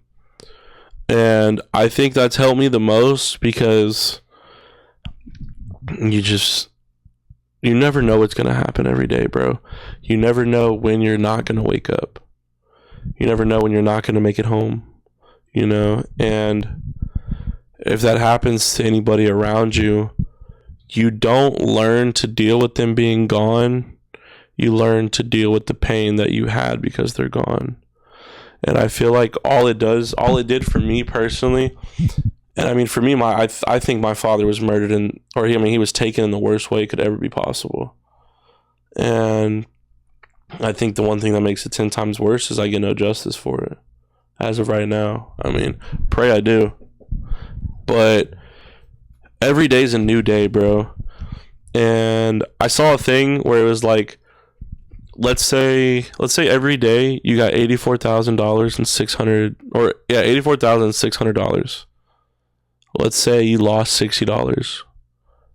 Do you think that $60 matters compared to the rest? Every day you have 84,600 seconds. Don't let 1 minute of negativity kill your entire day, because you never know what could happen. Yesterday I was mad as fuck about what happened at work. Now I'm here having one of the best days I've had this summer so far. So every day is a new day, and you just have to remember that. And you never know what's going to happen. Like, I always keep bad thoughts in the back of my mind that something could happen to anybody in my family. Hey, my mom just asked, how's it going? She didn't text me in 5 days, bro. That's what I'm saying. You never know what's going to happen. I didn't know my mom was going to text me right now knowing I'm talking about all this. It's just, bro, you can't let it eat you alive, and I did. And I mean, that's why I am the weight I am right now, is because I stopped caring. You got to take care of yourself. It's the one thing I regret the most. Now I have to get back to taking care of myself full time because of it. And it's just, dude, every day's a new day. Bad shit's always going to happen, but it happens for a reason. We have our trials, we have our testimonies, we have everything. God's in control. If you believe in him, pray to him. I think the one thing that I had the biggest issue with is I only prayed when it was bad. Got to pray for everything. Thank you for waking me up. Thank you for this food. Thank you for letting me be here on a podcast with my boy from work. You know, thank you for this friendship. Like, you got to pray for everything. You can't just pray for what you need. And that's what I did. And I think that's why I felt so betrayed when my dad was pronounced dead. And that's why I had so much hatred towards God. And I pray that he does forgive me for my hatred. And I pray that he does keep watching over me the way I know that he would have, even if I weren't to do what I did. But as a human, I fucked up. And I know I did. And it's just pray. I feel like pray and don't take it too serious, bro. You can't take life too serious. If you do, you're going to hate it. I did for that year, and it fucking made me want to kill myself every day. Did I? No. If I did, what is that going to do? You know what I mean? And it's just, I don't know. Every day is a new day. You just got to make the most out of it, bro. Whether I went to work, I'm blessed enough to go to that job. You know, you got to remember, I love that one quote where there's somebody in a car, or there's somebody on a bike wishing they had a car. There's somebody walking who wishes they had a bike. There's somebody in a wheelchair wishing they could walk. There's someone who's on bed rest wishing they could be in a wheelchair. You never know what blessing you have that other people don't. So why are you going to take it for granted because you're upset? And I think that's what's helped me with my father's death the most. Did you have that mindset because of that? Or? Yes. Got you. I had a little bit of it before, don't get me wrong, but I feel like my dad dying had to remind me what I'm grateful for. And I think that's something I forgot for a while. So in the worst experience of my life, there was still a blessing behind it. And I think that's what God wanted me to learn. As hard as it has been. But I feel like I did learn it. You, man, dude, I get hearing this story, bro. I've been emotional. A lot of parts of it. Let it out, brother. We're men. It's good to let it out, man. Bro, absolutely. You mentioned God a lot. Mm-hmm. Is that also a result, or did you grow up in church, or what? We never went to church. So my dad, his little in-house nanny, she was a full believer and always at church, no matter what. Sunday, Wednesday, you're going whether you want to or not. And my dad was like, dude, I'm not fucking learning anything from here. I don't understand this.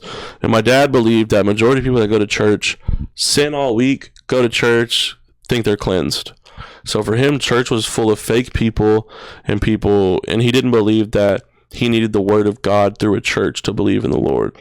because he was a firm believer in Jesus and the Lord and everything, but he never believed in church. So no, my whole life I never went to church until my freshman year. I reached out to a friend who had went to church, and I did it a couple times, and for me it was the same thing. It was like I'm hearing people talking about like, oh dude, I was so drunk this weekend.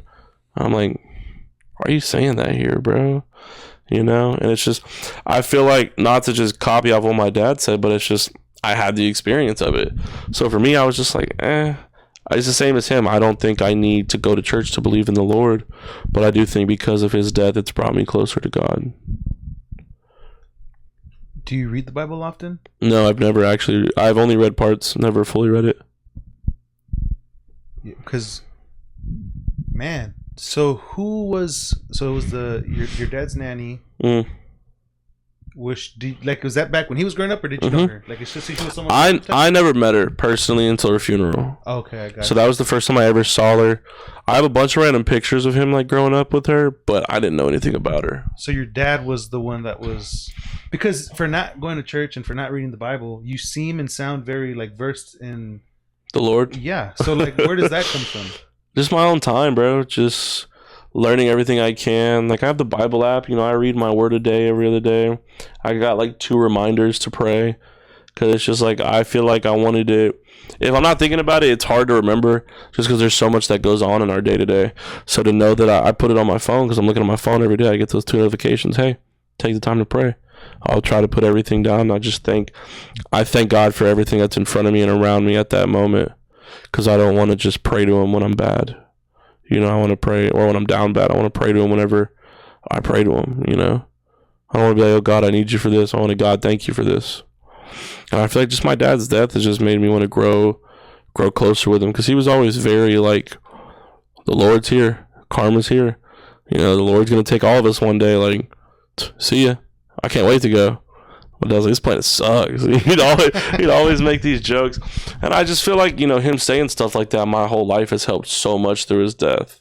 Because he always told me, he was like, man, when I go, I'm in a better place than you. Remember that? And I'm like, all right, bro.